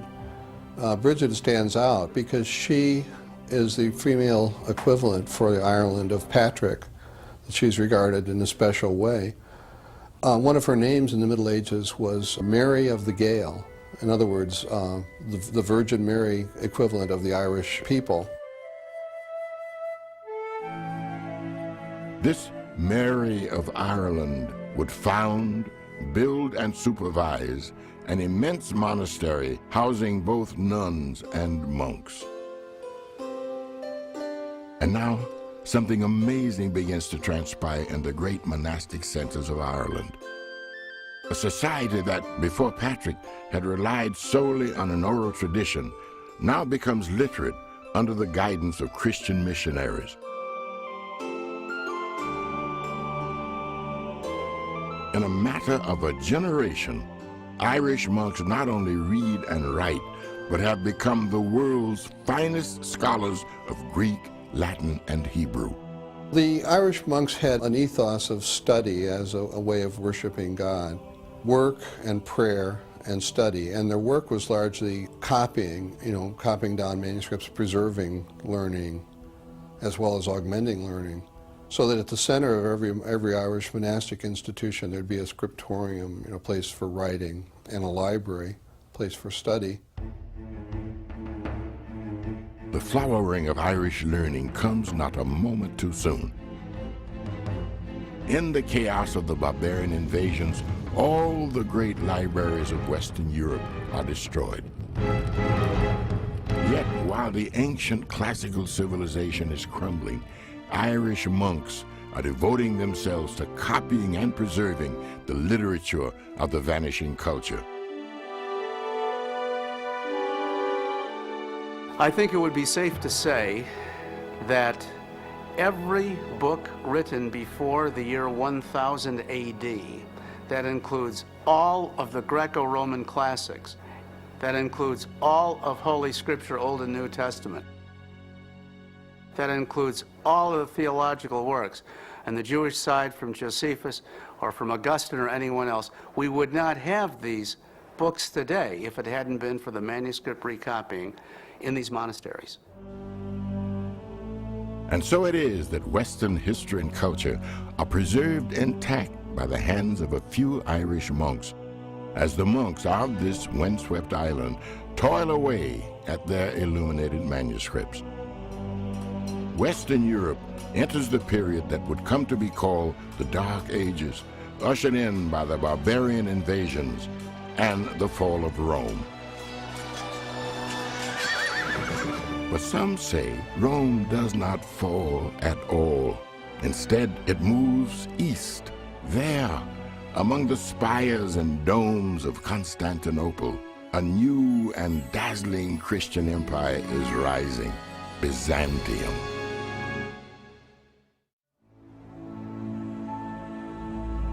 The city of Rome falls to the Goths in 476. But the city that falls is no longer the center of the empire. That distinction is shifted to the city consecrated by the Emperor Constantine in 330 as the New Rome, the city that bears his name, Constantinople. While the West declined and went into what's called the Dark Ages, Constantinople was a magnificent city. Art, culture, literature, commerce, politics, diplomacy, the military arts all flourished in the East. It's very important to realize that the eastern half of the Roman Empire did not fall at this time. It's only the West, the areas Adriatic Sea westward, Italy, Gaul, Iberia, that fell. The eastern half continues. However, from here on, historians no longer call this the East Roman Empire. They call it the Byzantine Empire. The Byzantine emperors have learned from Rome's mistakes. They construct walls so brilliantly engineered that they will remain unbreached for the next 1,000 years. Walls that still stand today in modern-day Istanbul, monument to the longest-lived empire in Europe's history, Byzantium. Despite the loss of the western provinces, the Byzantine Empire is still vast. It stretches from the Mediterranean Sea to the Danube River and boasts the most highly centralized government in the world. And Christianity is the mortar which holds together the building blocks of empire. Religion permeates every aspect of Byzantine life. State holidays are Christian holidays. Trade contracts are executed with the sign of the cross. Even the thoroughly Roman chariot races at the Hippodrome begin with the singing of hymns. This stable and unified marriage of church and state is about to come under attack from a force within. For if the church and state are one, then religious disagreements therefore become political disagreements. One universal Christian empire based on the one true faith, supported by the one universal Orthodox and Catholic Church. So this was the ideal. And if there was disunity among Christians, if errors prevailed within the church, from the emperor's point of view, that would damage the stability, the welfare of the whole empire. Religious orthodoxy is a matter of national security, just as important to the defense of the empire as the fabled walls around Constantinople. But while the walls stand firm, the Orthodox faith is shaken again and again by the emergence of new ideas. The emperor's duty as Christ's representative, it was his responsibility to maintain the kind of order in the empire as he would think there would be order in heaven. And so his responsibility was to make sure that there was unity, that there was some harmony. But now you had Christians who were fighting one another, who were causing divisions in the empire over church-related things, over theological, Christological issues. Who is Christ? Is he divine? Is he human? These are the questions debated in 7 general or ecumenical councils between the years 325 and 787. The first of these councils was convened by Constantine in 325 AD at Nicaea, when the bishops created the Christian creed.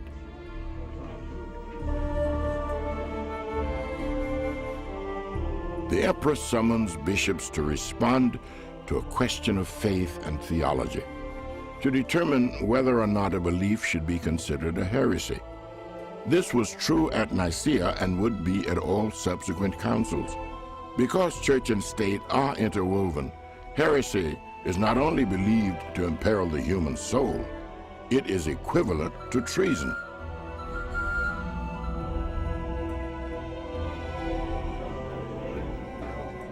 So important are these councils that the debate spills out into the street.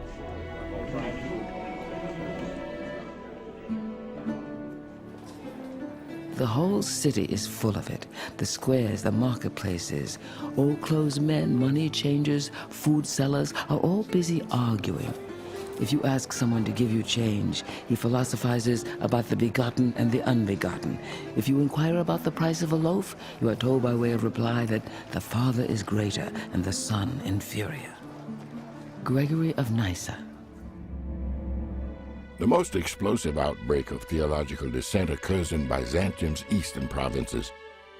By the 5th century, the vast majority of Syrians, Palestinians, and Egyptians hold divergent beliefs about the nature of Christ. Their opponents call them believers in a single nature, or Monophysites. For the Monophysites, Christ is fully human and he's fully divine, but his whole nature is divine. For the Orthodox, who are against the Monophysites, they're saying, well, if you say that, you are really, in effect, subtracting, although you're not saying so, you're subtracting from the humanity of Christ. We have to have Christ being equally human and equally divine. The Monophysites are trying to push it in the direction of Christ being entirely divine. And that's the source of the problem between them. In the year 451, the Emperor Marcian calls the Fourth Ecumenical Council to grapple with the Monophysite question. Held in the city of Chalcedon, the council sessions are long and bitter. The issue at the Council of Chalcedon is the nature of Christ. It's absolutely essential to get that right, because that is the center of Christianity.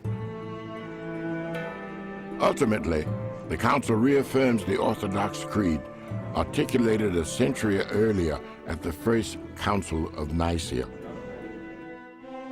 We all with one voice teach men to confess that the Son and our Lord Jesus Christ is one and the same, that he is perfect in Godhead and perfect in manhood, truly God and truly man. Decree of the Council of Chalcedon. Monophysite writings and bishops are condemned, but the bishops of the eastern provinces stand firm in their beliefs. They reject the Edict of Chalcedon, and they pay a heavy price for their dissension. In Syria and Palestine, priests and monks are drawn into the desert, their churches and monasteries burning behind them. Some even die defending their beliefs. Alexandria, the capital of Monophysite Egypt. Thousands of religious refugees pour in from Syria and Palestine. Imperial soldiers follow to enforce the Orthodox creed laid down at Chalcedon.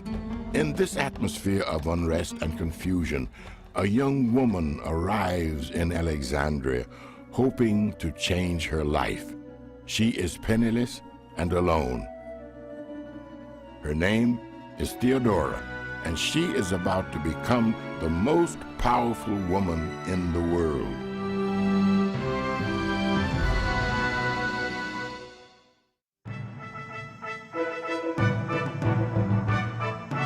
Constantinople's most popular entertainment, the spectacle of the Hippodrome.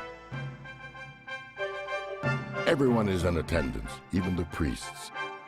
A secret passageway connects the imperial palace to the stadium.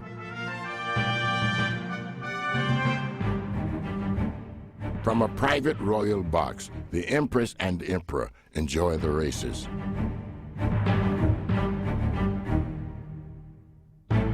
They have in readiness 2 big chariots embellished with gold. To each chariot 4 horses are harnessed, and in them 2 men take their places, dressed in clothes woven of gold. They let the horses go, urging them on. The winner is laden with riches.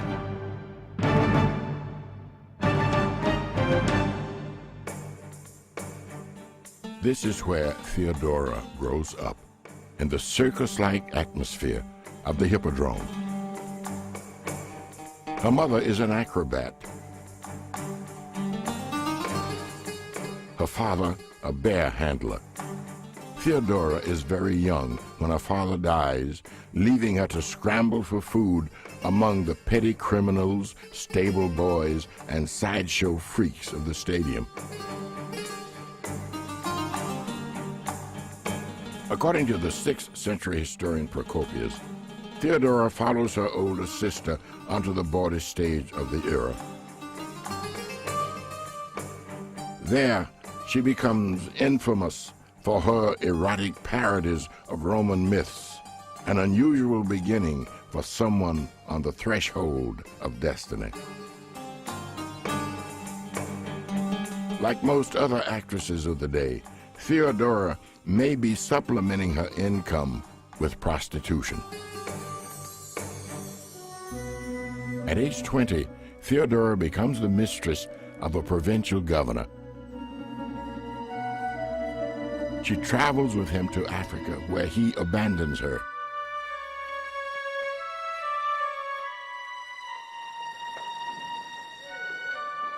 Alone and penniless, she makes her way to Alexandria. As with so many great leaders of the church, she is about to undergo a radical transformation of the spirit. Whatever records we have through Procopius and others, the idea that something happened to this beautiful, I understand she was red-haired, a beauty, magnificent-looking woman. Something happened to her in Alexandria where she had a spiritual experience of some kind of transforming conversion experience. Theodora's transformation comes at the feet of Timothy, the revered Monophysite patriarch of Alexandria. For the rest of her life, she will refer to him as her spiritual father. She will also emerge as a formidable champion of Timothy's persecuted church. After her conversion, Theodora returns home to Constantinople. She takes simple quarters and makes her living spinning wool. She does not know that an extraordinary fate awaits her. At the age of 22, Theodora meets Justinian, the nephew of the reigning emperor and heir to the throne. No one knows just how the immortal couple met, but meet they did. Theodora was about to go from a woman of the streets to the most powerful woman on earth. Justinian falls helplessly in love with her, but can't marry her because senators were not allowed to marry actresses. And so, before he became emperor, Justinian got his uncle, who was emperor at the time, to have the law rescinded. And now senators could marry actresses, and he married Theodora. In 527 AD, in the Hagia Sophia, Christianity's greatest church, the two are crowned emperor and empress of Byzantium. As the elaborate religious ceremony ends, trumpets and heralds announce the royal couple to the cheering throngs outside the church. Bedecked in jewels and purple robes, the royal couple are drawn through the streets in a golden coach, their destination, the Hippodrome. Appearing in the royal box, Justinian steps forward to bless the crowd. He makes the sign of the cross with one hand and holds Theodora's hand with the other. As the crowd roars its approval, Theodora looks down on the place where she grew up in poverty. I think Theodora was probably surprised more than anyone else to see herself in this situation. She rose from the life of prostitution to a life of repentance and now sitting on the imperial throne. But she had felt that she had been put there in order to fulfill God's purpose.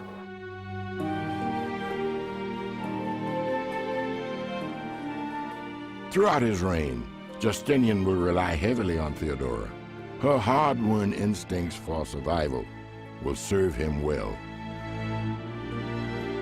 Let me tell you, despite this rocky origin, Theodora turns out to be a first-class empress. Today, I would compare her to Eva Peron in terms of being the power behind the throne. Theodora is now in a position to help the Monophysites, whose kindness she has never forgotten. Under the protection of the Empress, Monophysite fortunes improve dramatically.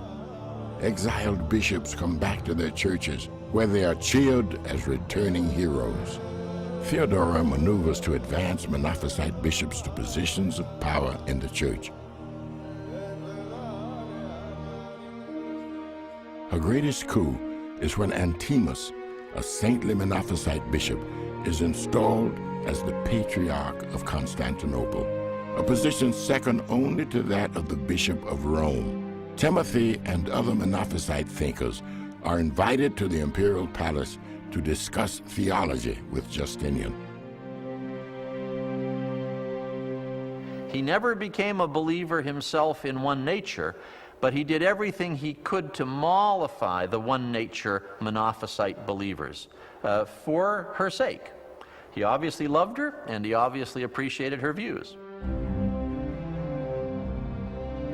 While Theodora pursues her religious campaign, Justinian works to realize his lifelong dream to rule an empire of unprecedented glory. In the year 537, he completes the rebuilding of the Hagia Sophia. Striding under the great dome which seems to float in midair, Justinian sees himself as heir to the biblical king who built the glorious first temple of Jerusalem. Raising his arms to heaven, the emperor announces, "Solomon, Solomon, I have outdone thee."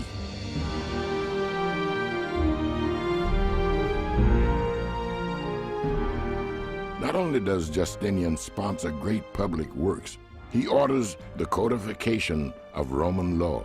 His Corpus Juris Civilis is a landmark of legal history.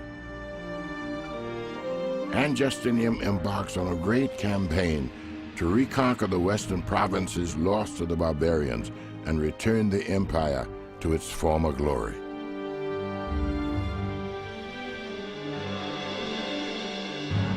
Despite ongoing wars with Persia on his eastern border, Justinian marches his armies west. They achieve breathtaking success, reconquering Africa, then crossing the Mediterranean to take Spain. By 540, the Byzantine army has entered Ravenna, the Western Empire's capital in exile. Justinian has fulfilled his imperial dreams. He now turns his attention to the deepening divide in the church. At issue is the same question that divided the Council of Chalcedon, a raging debate on the divine nature of Christ. Justinian attempts to assert his political power to reunite the Orthodox and the Monophysites. In 533, Justinian calls the Fifth Ecumenical Council. He informs the gathered bishops that he expects them to resolve their differences, but this reconciliation is not to be. The Orthodox faction prevails, and the Fifth Council reaffirms the Edict of Chalcedon to the dismay of both the Monophysites and Justinian himself. Some of those councils actually caused more division than unity. In hindsight, as we scholars look back on this period, we understand now that there was more terminological difference than there was actual substantive differences between the two churches. In the aftermath, the Bishop of Rome makes a rare visit to Constantinople. He reminds Justinian of the emperor's responsibility to uphold the Orthodox faith. The Pope tells the emperor, look, you must abide by the teachings of the Council of Chalcedon, which was an ecumenical council, everybody agrees on it. You can't go off and start making concessions to the Monophysites. You have to toe the line. Even with all of their power, Justinian and Theodora are not able to unite the church. On June 28, 548, Theodora dies of cancer. Justinian reigns alone until his death in 565. He would never recover from the loss of his beloved Theodora.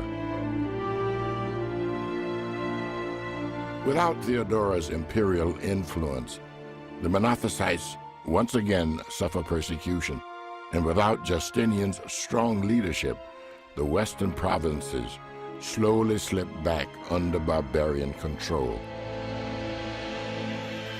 As the West falls back under the sway of barbarian tribes, something new rises in the East. It is a religious movement so militant and so powerful that it will overrun many of the major centers of Christianity. In fact, this new religion, called Islam or submission, will even seize control of the land where Christianity itself first began.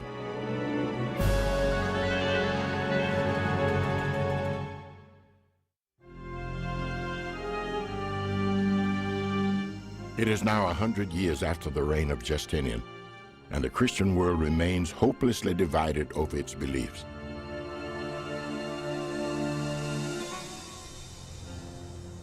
The year is 610 AD, 800 miles south of the Byzantine frontier. In the middle of the Arabian desert, outside the Christian Empire, a piercingly simple cry is heard. A cry that will change Christianity forever. La ilaha illa Allah. There is no God but God. The cry comes from a 40-year-old man named Muhammad. Yearning for something beyond the pagan traditions of his people, Muhammad wanders the hills above Mecca.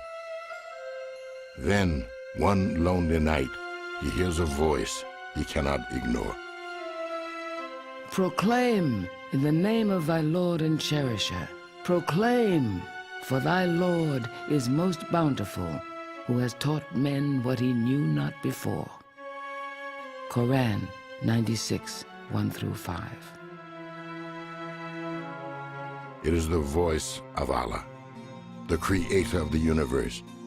Muhammad longs to proclaim that Allah is the one and only God, but he fears he will be thought mad by his tribesmen, the richest Arab merchants of Mecca. Muhammad confides his vision only to his wife, Khadijah. She reassures him he is not a madman. He is nothing less than a prophet. You are he of whom I bear witness. There is no God but God, and you are his chosen apostle. With his wife as his first disciple, Muhammad begins to preach to the people of Mecca. He proclaims his revelations in verse, and it is these verses that will be known as the Quran, the holy book of Islam. And so it is that in the vast deserts of Arabia, Islam is born. What began as a small group of devoted followers of Muhammad is today a religion that includes 1 in 5 people on earth. For Christianity, it will be a force to be reckoned with. At first, the monotheistic faith of Muhammad does not appear threatening to Christianity. Muhammad asserts that the Hebrew Bible is the basis for his new beliefs. In the Quran, Muhammad is proclaimed as a prophet in the tradition of Abraham, Moses, and Jesus. The stories of the Islamic holy book recall the familiar stories of Exodus and the virgin birth of Jesus. Yet in the Quran, Jesus is a prophet, not the Messiah, and he escapes the crucifixion. Islam does in fact pose a serious challenge to Christendom. The armies of Islam are about to shake the Christian world to its core.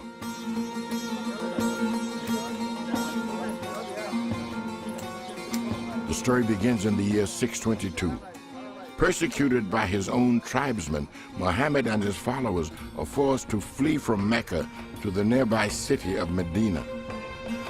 This transforming journey, known as the Hijrah, is so central to Muslim history that it marks the beginning of the Islamic calendar. Within 10 years of the Hijrah, Muhammad converts most of the Bedouin tribes of Arabia by the sword.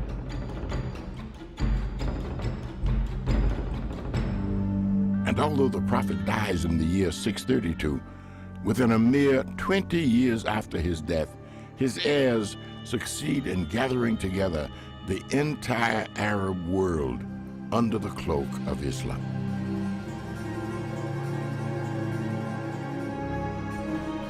Byzantium fails to take note of the Arabian giant rising from the sands of the desert.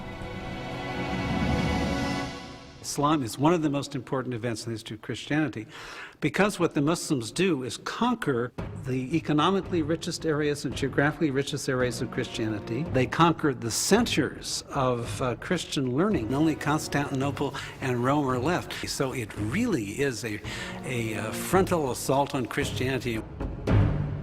The Islamic assault is actually seen as liberation by many of the Christian communities of Arabia. After 2 centuries of persecution by their Orthodox brethren, the Monophysite Christians of Egypt and Syria put up only token resistance when the Arabs arrive at their gates. Ironically, the Monophysites experience religious freedom for the first time under their new Muslim masters.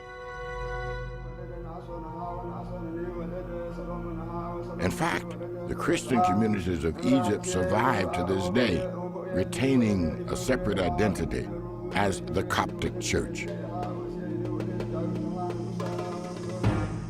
As the Islamic conquests sweep over North Africa, the Middle East, and Asia Minor, the Byzantine Empire seems helpless to stop their onslaught. As he watches his dominions fall away, the newly crowned emperor, Leo VI, searches for answers.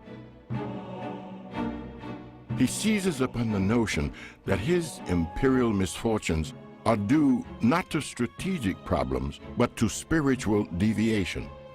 The emperor comes to believe that the Islamic conquest is God's retribution for the blasphemous worship of icons, images of Jesus, Mary, and the other saints. The icons have long been staples of Byzantine religious life. But now the emperor convinces himself that the worshiper before an icon is actually bowing to wood and paint and is therefore guilty of the sin of idolatry.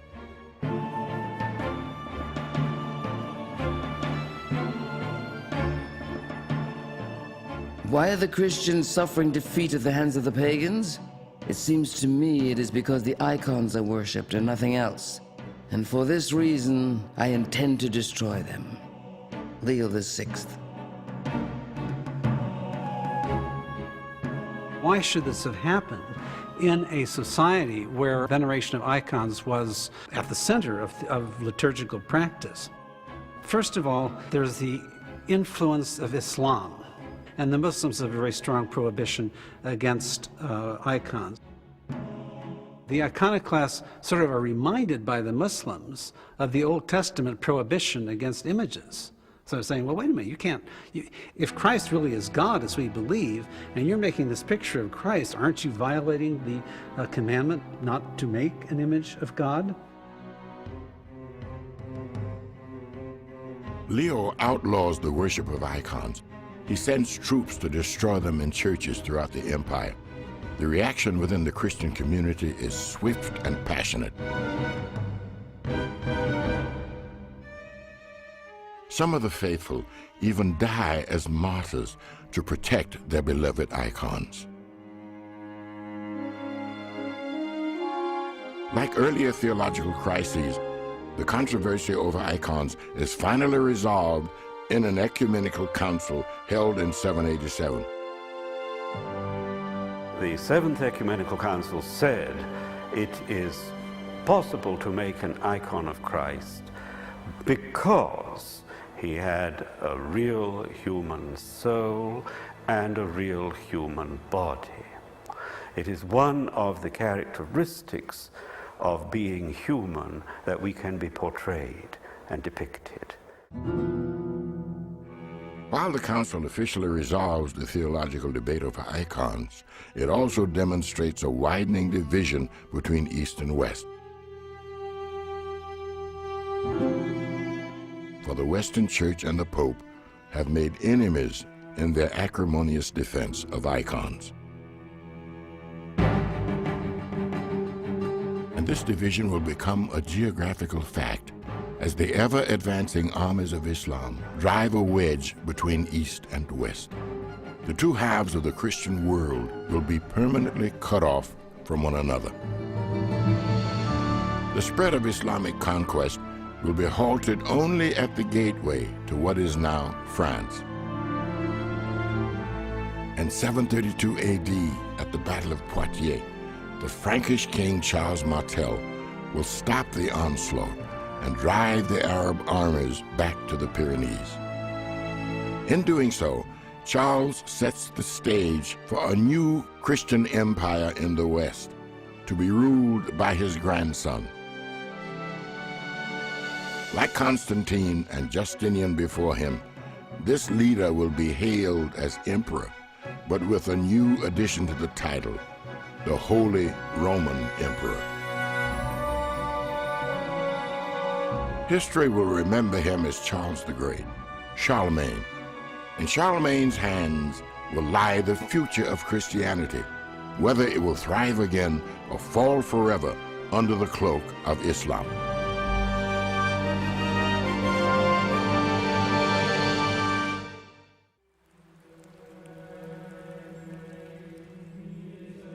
And now the Dark Ages are upon Europe. The years between the fall of Rome and the rise of Islam have not been good to Christianity. From the north, barbarians have burned the last remnants of the Roman Empire. From the south and east, Muslim armies have conquered the great cities of Christendom. And from within, feuds have torn apart anything resembling church unity. Into this chaos comes now a figure who will be hailed as one of the great champions of Christianity, Charlemagne, Charles the Great, King of the Franks. It is Charlemagne who will rescue the Christian faith. Charlemagne, who will begin to usher out the first 1,000 years of the religion born with Jesus and begin to usher in a bold new millennium for Christianity.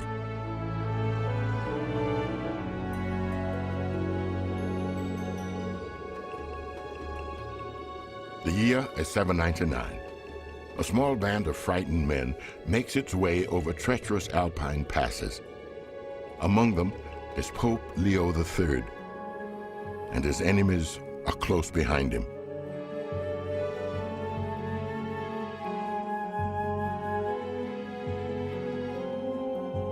For this pope is escaping a terrible fate. Rivals have attacked him, intending to blind him and cut out his tongue, mutilating him so horribly that he would not be able to continue as pope.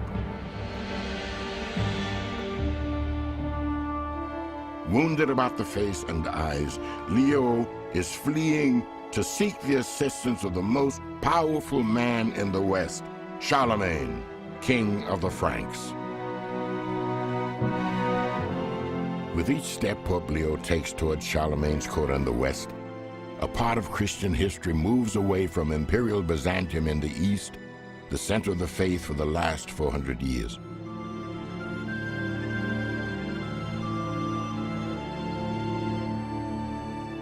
Not only will Leo's appeal to Charlemagne change the fate of Christianity, it will change the face of Europe itself.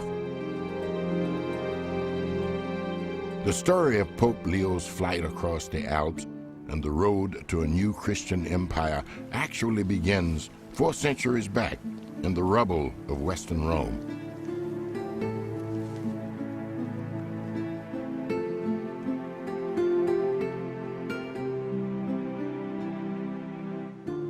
When Rome fell 400 years earlier, so did its political institutions, and as the state fell, the church began to rise. At this time, the church becomes the only remaining source of unity. Its monasteries and missionaries spread out to the furthest reaches of what once was the Western Roman Empire.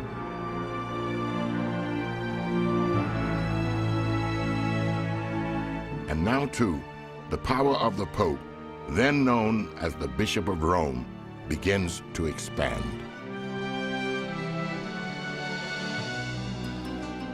The Eastern Church in Constantinople looks uneasily upon the rise of papal power in the West. For the Bishop of Rome states that he, as the direct successor of Peter, is the true leader of all Christendom, not just in the West, but in the East as well. According to Rome, this authority stems from none other than Jesus himself when he declared Peter the leader of all the apostles. Jesus said unto him, Thou art Peter, and upon this rock I will build my church, and whoever thou shalt bind on earth shall be bound in heaven. Matthew 16:18. It is a clear challenge to the power of the Eastern Church, as if a gauntlet has been thrown. What's happening is that the Pope in Rome is seeking autonomy and emancipation, political emancipation from the Emperor of Constantinople, the Byzantine Emperor. What you have already in the 8th century is the beginning of a schism, that takes place not on the religious level, but on the political level. The Western Church is going to go off and create its own political center of gravity over against the Eastern Church.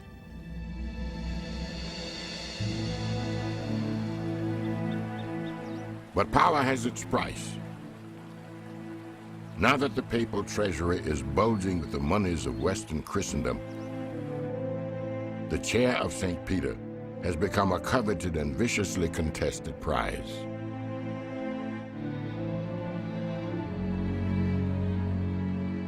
The noble families of Rome begin to vie with each other to place a candidate in the chair of St. Peter. Rival factions make and unmake popes.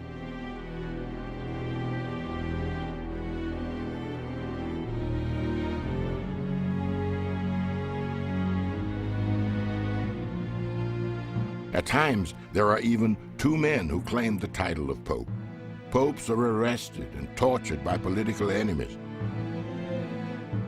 One pope is even dug up from his grave by his successor, so that his corpse can be propped up to stand trial for his alleged crimes.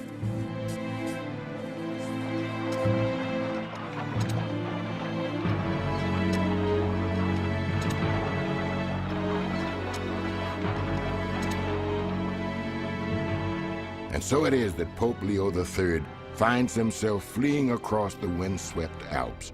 He has narrowly escaped mutilation, and now desperately makes for sanctuary with a king called Charlemagne.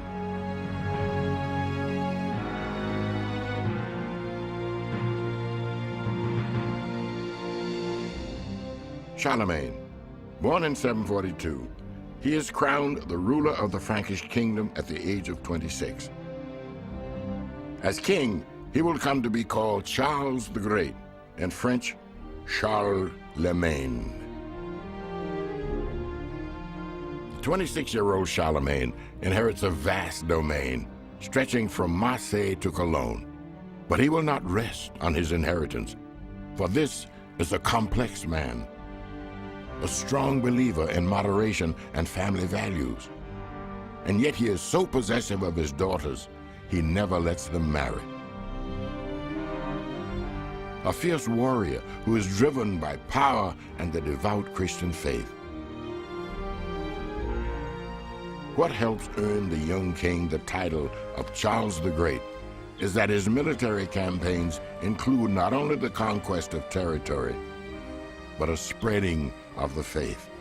It is to this man, this king, that Pope Leo III comes seeking sanctuary and finds it.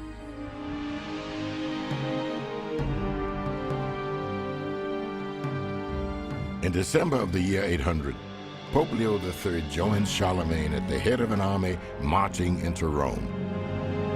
For Leo, it is a triumphant return, as Charlemagne settles the charges against him and restores him to his rightful place as Pope. On Christmas Day, Charlemagne kneels before the high altar at the Basilica of St. Peter to give thanks for his victory. 800 years after Jesus spread the word in the hills of Galilee, a new Christian empire is about to rise from the dark ages of Europe.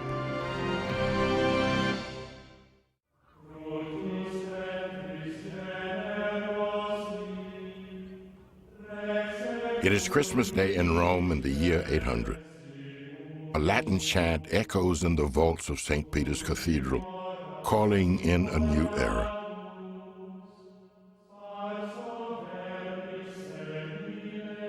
It is the first time in more than 300 years that an attempt is being made to restore the Roman Empire by crowning a new emperor.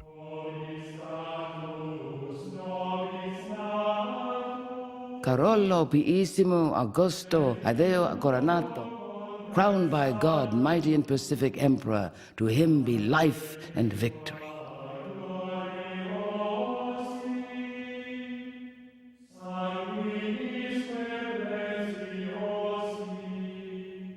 As so often occurs in history, what is essential in this moment remains invisible to the eye. Pope Leo, who is crowning the new emperor, fled from this city barely 1 year earlier to seek the protection of the very man he is now crowning, Charlemagne.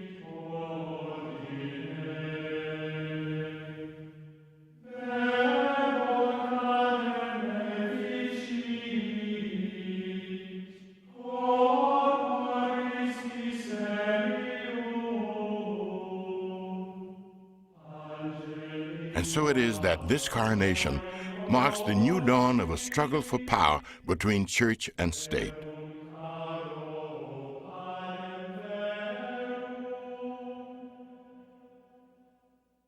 You see, Charlemagne may have wanted to be crowned emperor, but he may not have wanted the Pope to do it.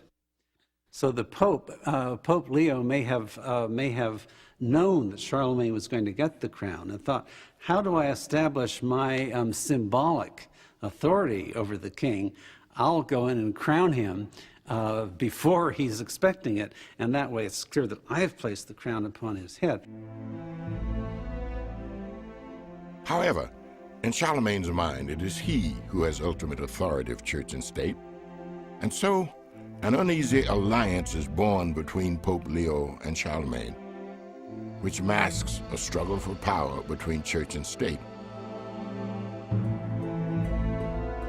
It is a struggle that will continue through the first millennium of Christianity and beyond.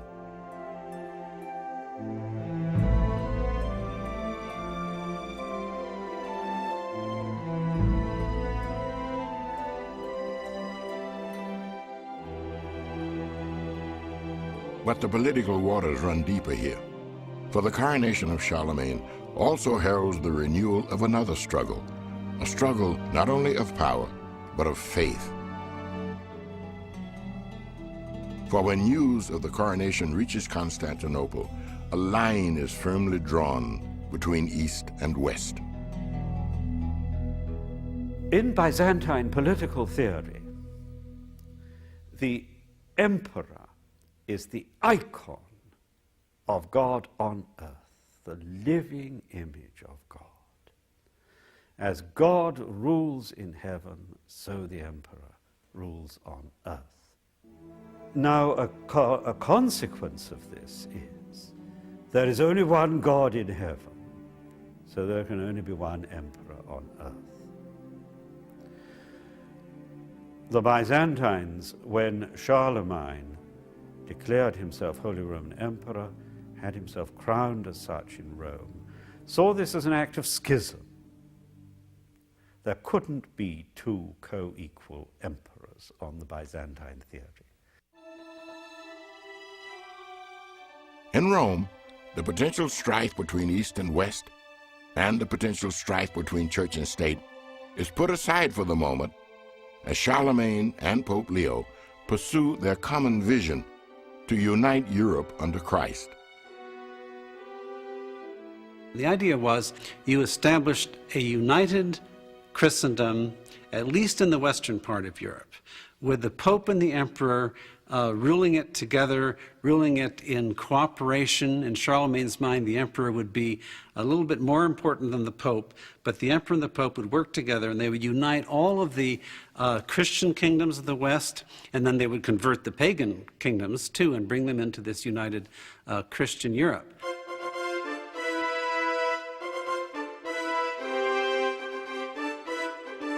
Charlemagne's campaign to unite Europe in the name of Christ sweeps across Europe, then hits a stumbling block in northwestern Germany.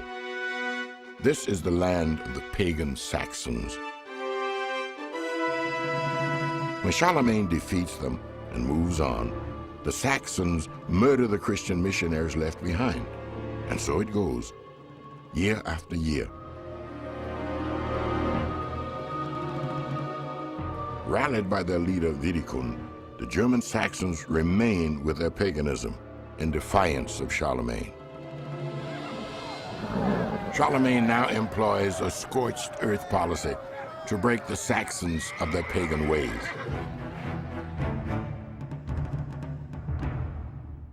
He marches an army from one end of Saxony to the other, burning fields, destroying villages, and forcibly relocating much of the population.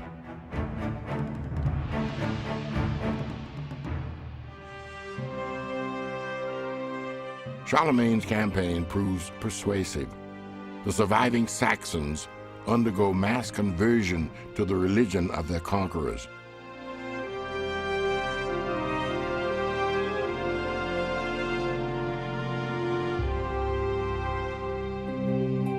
Even Vidikun, the once defiant rebel chief, is baptized, with Charlemagne himself standing in as godfather.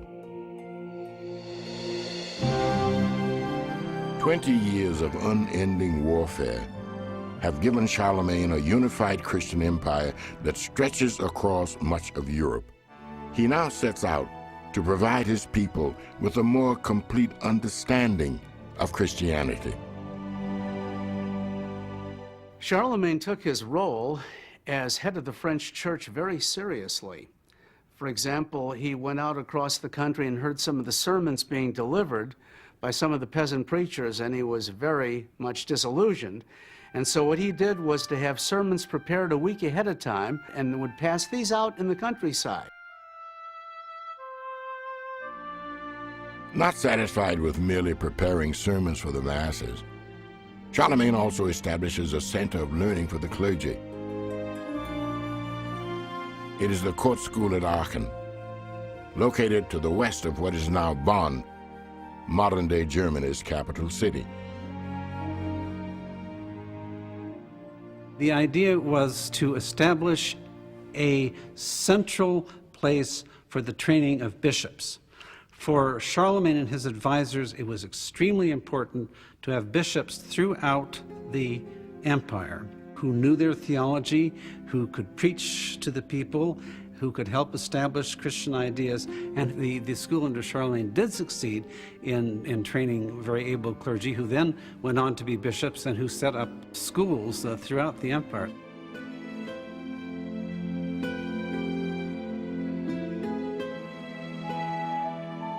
Oddly enough, Charlemagne himself is lacking in a thorough formal education.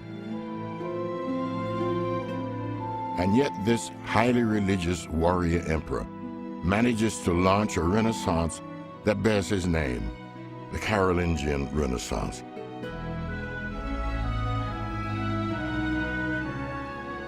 It is born more than 500 years before another renaissance is to emerge in Italy.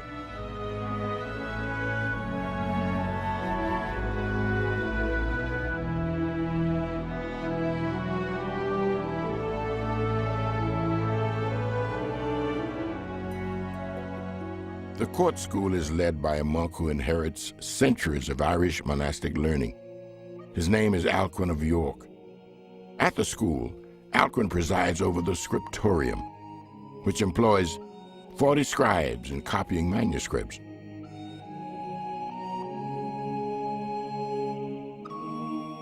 So successful is this scriptorium that 90% of the literary works from antiquity which we have today come to us from the manuscripts produced here in this school, begun by Charlemagne. But life, like glory, is fleeting, and even emperors do not live forever. Strong succession is needed, but not always provided for by powerful men. In the year 813, the 70-year-old Charlemagne appoints Louis, his only surviving son, and not a powerful personality in his own right, as his co-emperor.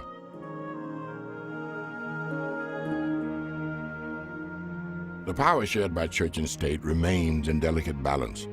For the coronation of his son Louis, Charlemagne sees to it that the Pope is not invited to participate in the ceremony.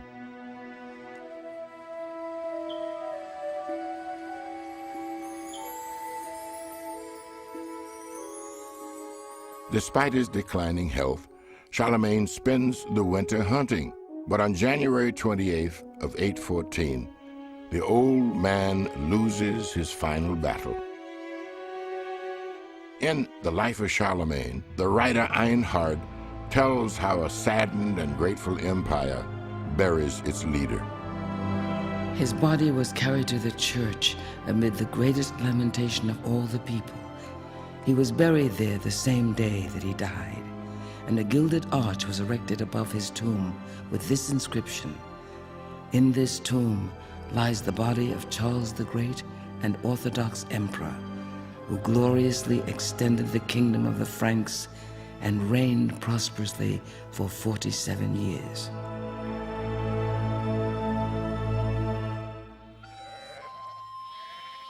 Perhaps Charlemagne's greatest triumph is that he has kept Europe intact and in peace for most of his lifetime.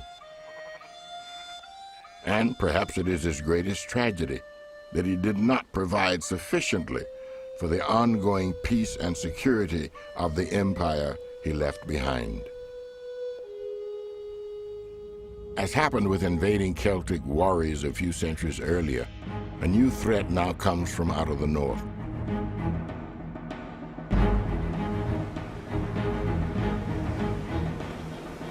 This time, amid the gilded dragon tails of approaching Viking ships, the united Christian empire that Charlemagne has just left behind to an ill-prepared son and his government is already attracting predators.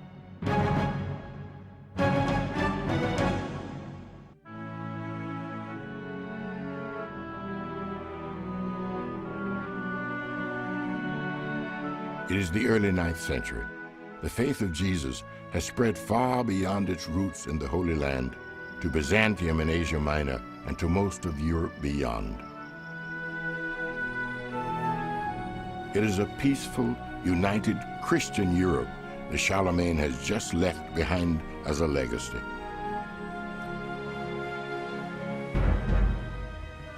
In the uneasy human family, peace is often a thin cloak which hides the apparition of war.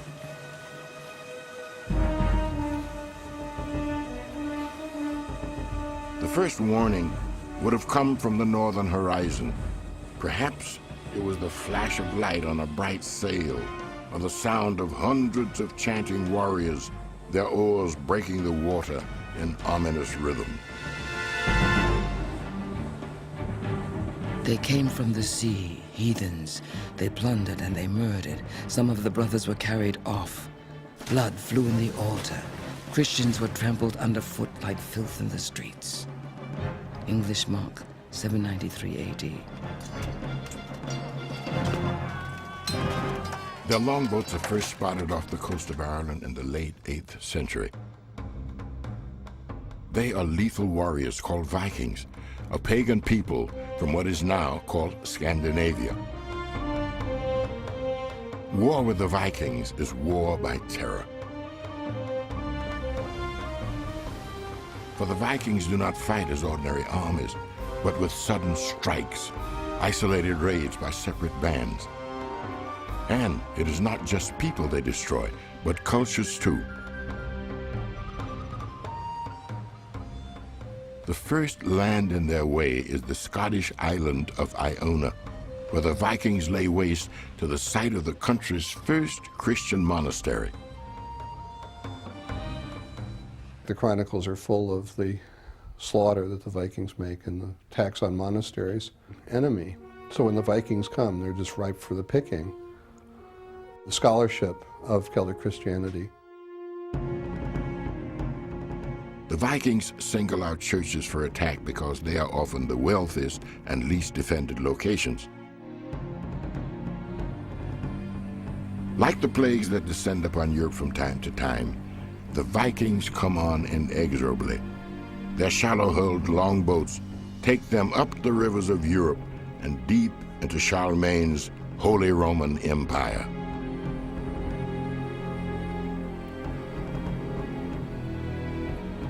At this dark hour, there is no one strong enough to stop them. Charlemagne's son Louis has left the empire to 3 competing sons, each unhappy with his inheritance. They have weakened the empire with their infighting. Taking advantage of this disarray, the Vikings attack Paris on a frozen Easter day in 845.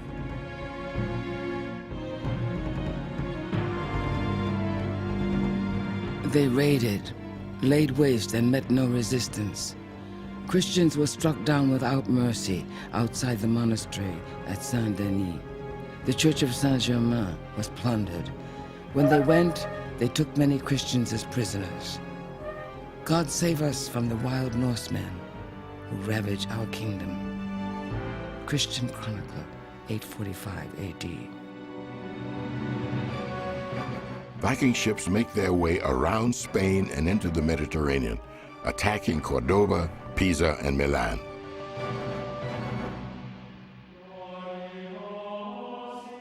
To some Christians in Europe, it must have seemed as if the bloody Viking triumphs are nothing less than God's abandonment. But, as so often happens in the darkest of times, many Christians now find faith. A faith found in the heart, if not yet in the evidence. For this dark 9th century also sees a bright renewal in belief. Belief in the power of relics. Belief in the power of saints. And as would happen once again 1,000 years later, belief in the comfort of a loving mother. After all, the Christian tradition has, from its beginning, was almost entirely a male tradition. So there had to be a female presence in it someplace, a powerful female presence. And so Mary, the mother of Jesus, became that presence.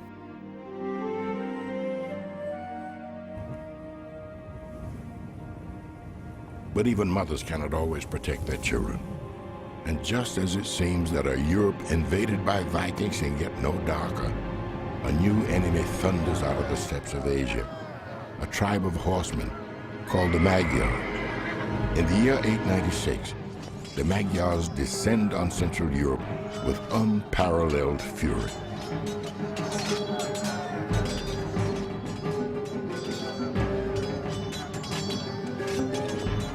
The Magyars, thirsting for murder and eager for the fray, fell upon the Christians while they were still yawning with sleep. Some indeed were awakened by arrow points before they heard the cries of battle. German Bishop, 907 AD. The pagan Magyars seemed disdainful of Christianity. They burned churches and monasteries in every town they attacked. To the invaded population, this feels like an assault on Christianity itself, or perhaps the beginning of the end of the world.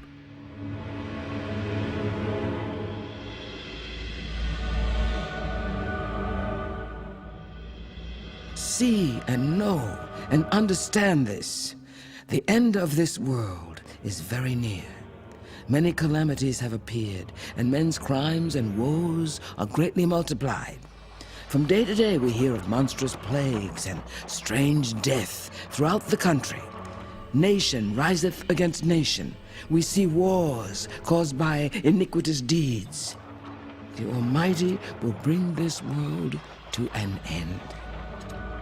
10th Bickling Homily, 797 AD. This violent apocalyptic imagery is inspired by the book of Revelation. Surely now, as pagan hordes overrun Christendom and the year 1000 approaches, surely now, doomsday is at hand.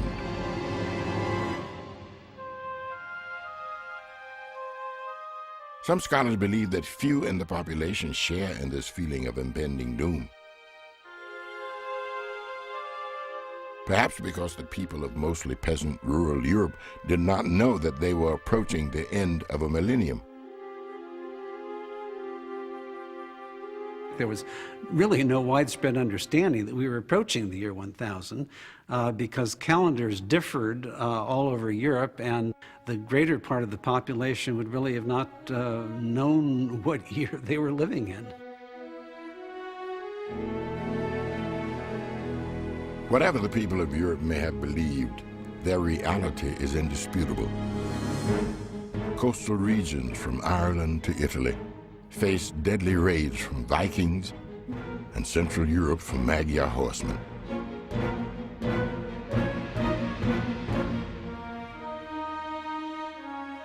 The Pope in Rome holds little power, and the Emperor in Constantinople is but a figurehead. The United Christian Kingdom, which once was under Charlemagne, is now in mortal peril of being scattered to the four winds.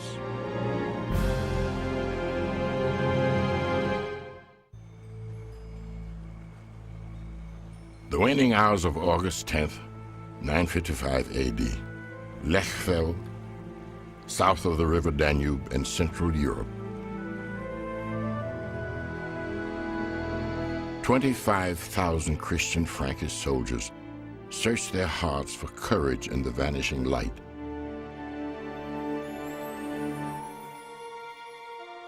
They face a line of pagan Magyar cavalry, which outnumbers them almost 2 to 1. To the Franks, the Magyars must seem like the very horsemen of the apocalypse. And out came another horse, bright red. Its rider was permitted to take peace from the earth, so that people would slaughter one another, and he was given a great sword. Revelation 6:4. The pagan Magyar horsemen believe the battle with the Christian Franks is already won. There is no one like us. The earth will not open up to swallow us. The sky will not collapse to crush us. We cannot be stopped. Magyar boast.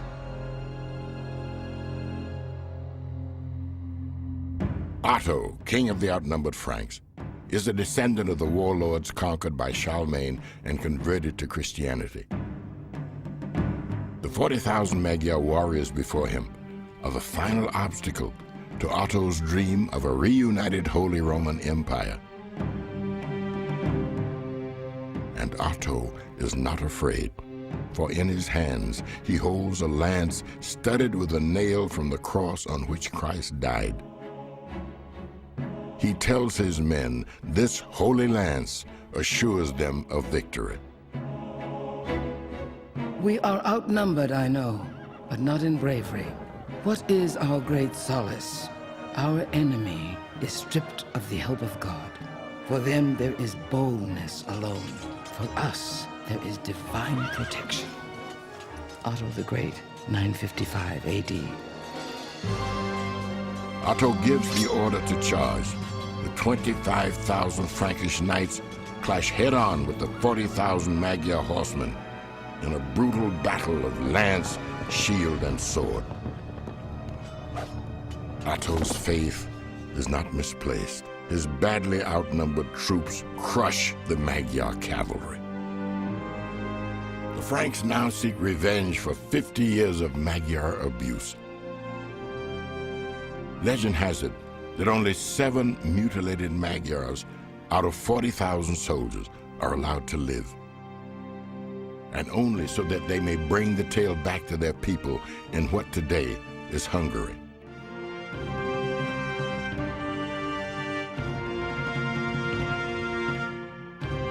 Otto rides triumphant into Rome, just as Charlemagne did 2 generations before him. He kneels at the altar of St. Peter's Cathedral and is crowned by the Pope as the new Holy Roman Emperor, Otto the Great.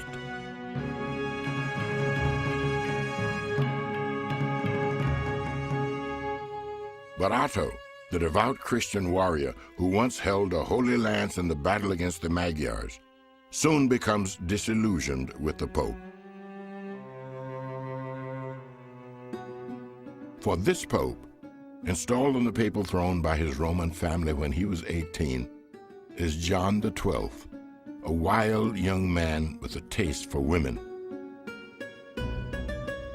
In fact, it is said that female pilgrims are afraid to enter St. Peter's.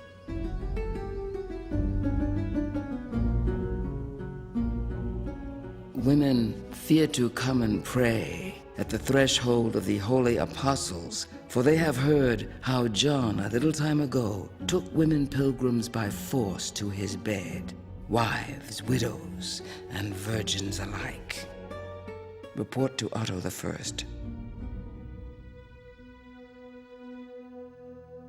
Pope John XII would die in the arms of one of his concubines and leave nothing but trouble behind. He took the money of St. Peter's and gave it to his illegitimate children.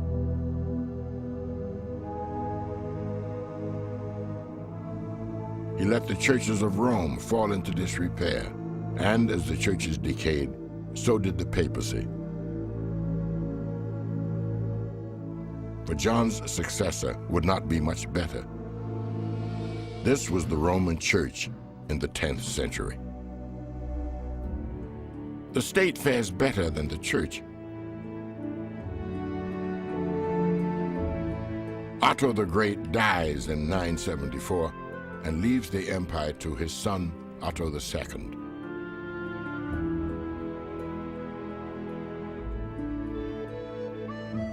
Like his father, he is also passionately involved in the affairs of the church. In fact, by seeing something others could not see, Otto II will help restore the church to its eminence. For Otto is able to look beyond the modest exterior of a scholarly monk and see the greatness within, the greatness of a future pope. Thin and balding with a sculpted goatee, this modest monk, named Gerbert, is a small man. But beneath his smallness of size is a mind that comes along only once in a generation.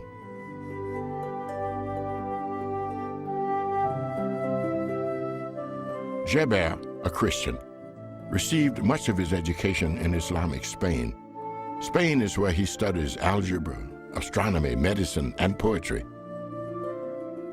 Eventually, this quiet and brilliant man will develop a steam-powered church organ and invent the world's first pendulum clock.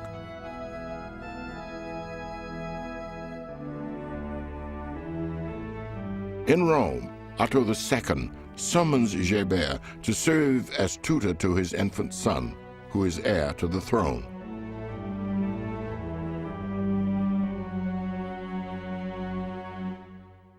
The young boy grows to manhood and becomes the Holy Roman Emperor Otto III. It is this Otto that turns to Gerbert, his childhood tutor.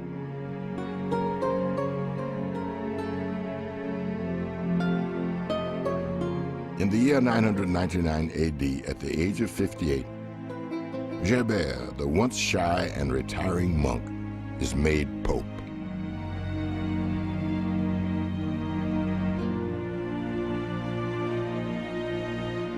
As if destiny itself is calling him, Gerbert carefully selects his papal name, Sylvester II.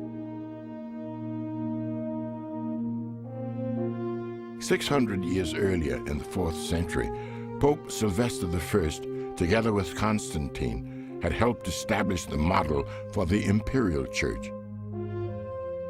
Now, the second Sylvester, together with Emperor Otto III, will help restore the dignity and honor of the papacy and revive the one great dream of the Holy Roman Empire, a Europe united in Christ.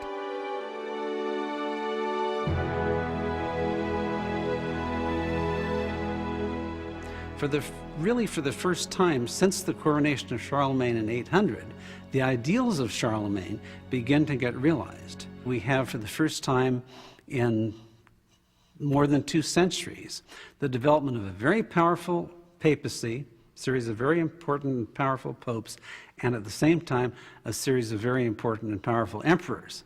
So now we have the possibility of putting that great Christian empire together. Under the guiding hand of Sylvester II, the last pagan countries of Europe are folded into the Christian empire.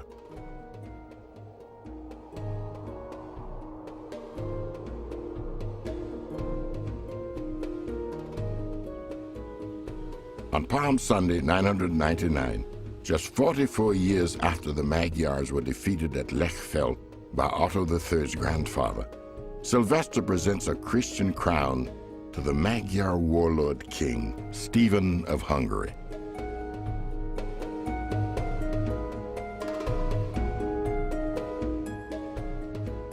Poland soon follows, and suddenly, at the turn of the first millennium, it seems all of Europe turns Christian.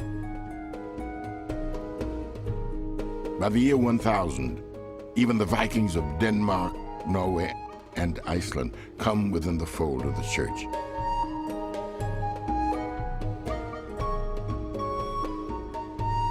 In Byzantium to the east, Christianity also makes stunning progress as the first millennium draws to a close.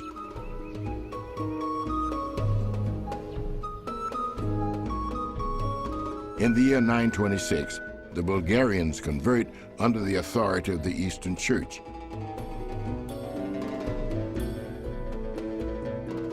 In 974, it is the Serbians.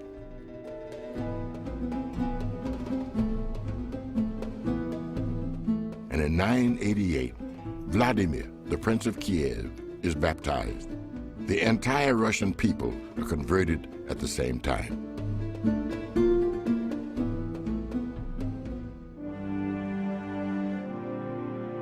The year 1000 approaches, and all of Europe and Russia have converted to Christianity. The message of Jesus has been proclaimed far and wide.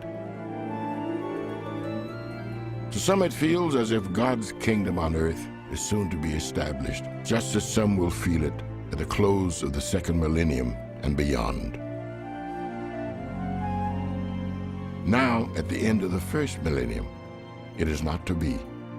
Christendom, it would seem, has conquered its last threats, but 2 age-old conflicts remain. First, the long-simmering conflict between West and East, Rome and Byzantium, comes to a head as the leaders of each church excommunicate each other when reconciliation cannot be reached.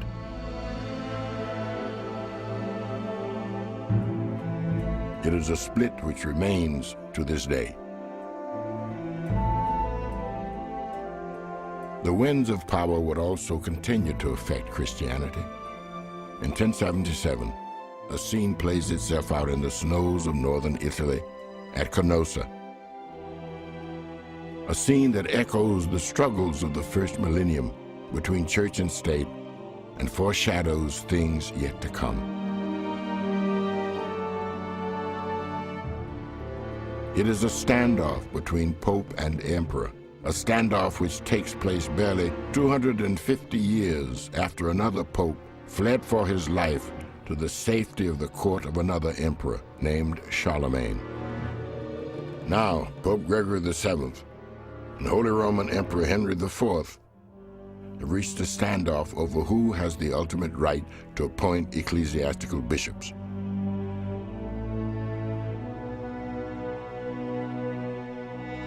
Pope Gregory makes a daring gamble. He excommunicates Henry, the most powerful monarch in the Western world, for interfering with the freedom of the church. Henry realizes that he is outdone. For 3 January days, the monarch kneels barefoot in the snow outside the Pope's castle. In the coarse woolen tunic of a repentant sinner, he begs forgiveness to save his immortal soul.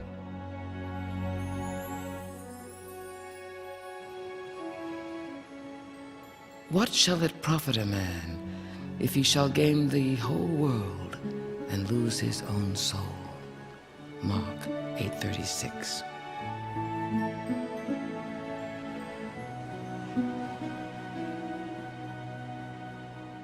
When we speak of the church, especially the church, we're speaking of something that happened, something that's happening, and something that is about to happen.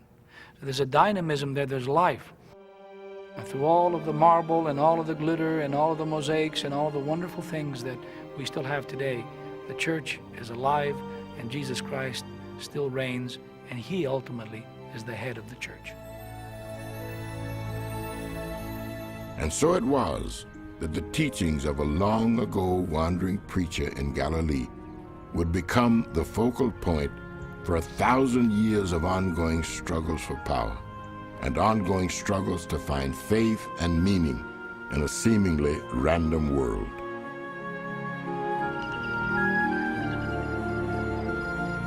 Look at the birds in the sky. They do not sow or reap or gather into barns, yet your heavenly Father feeds them. Are you not worth much more than they are? Matthew 6:26.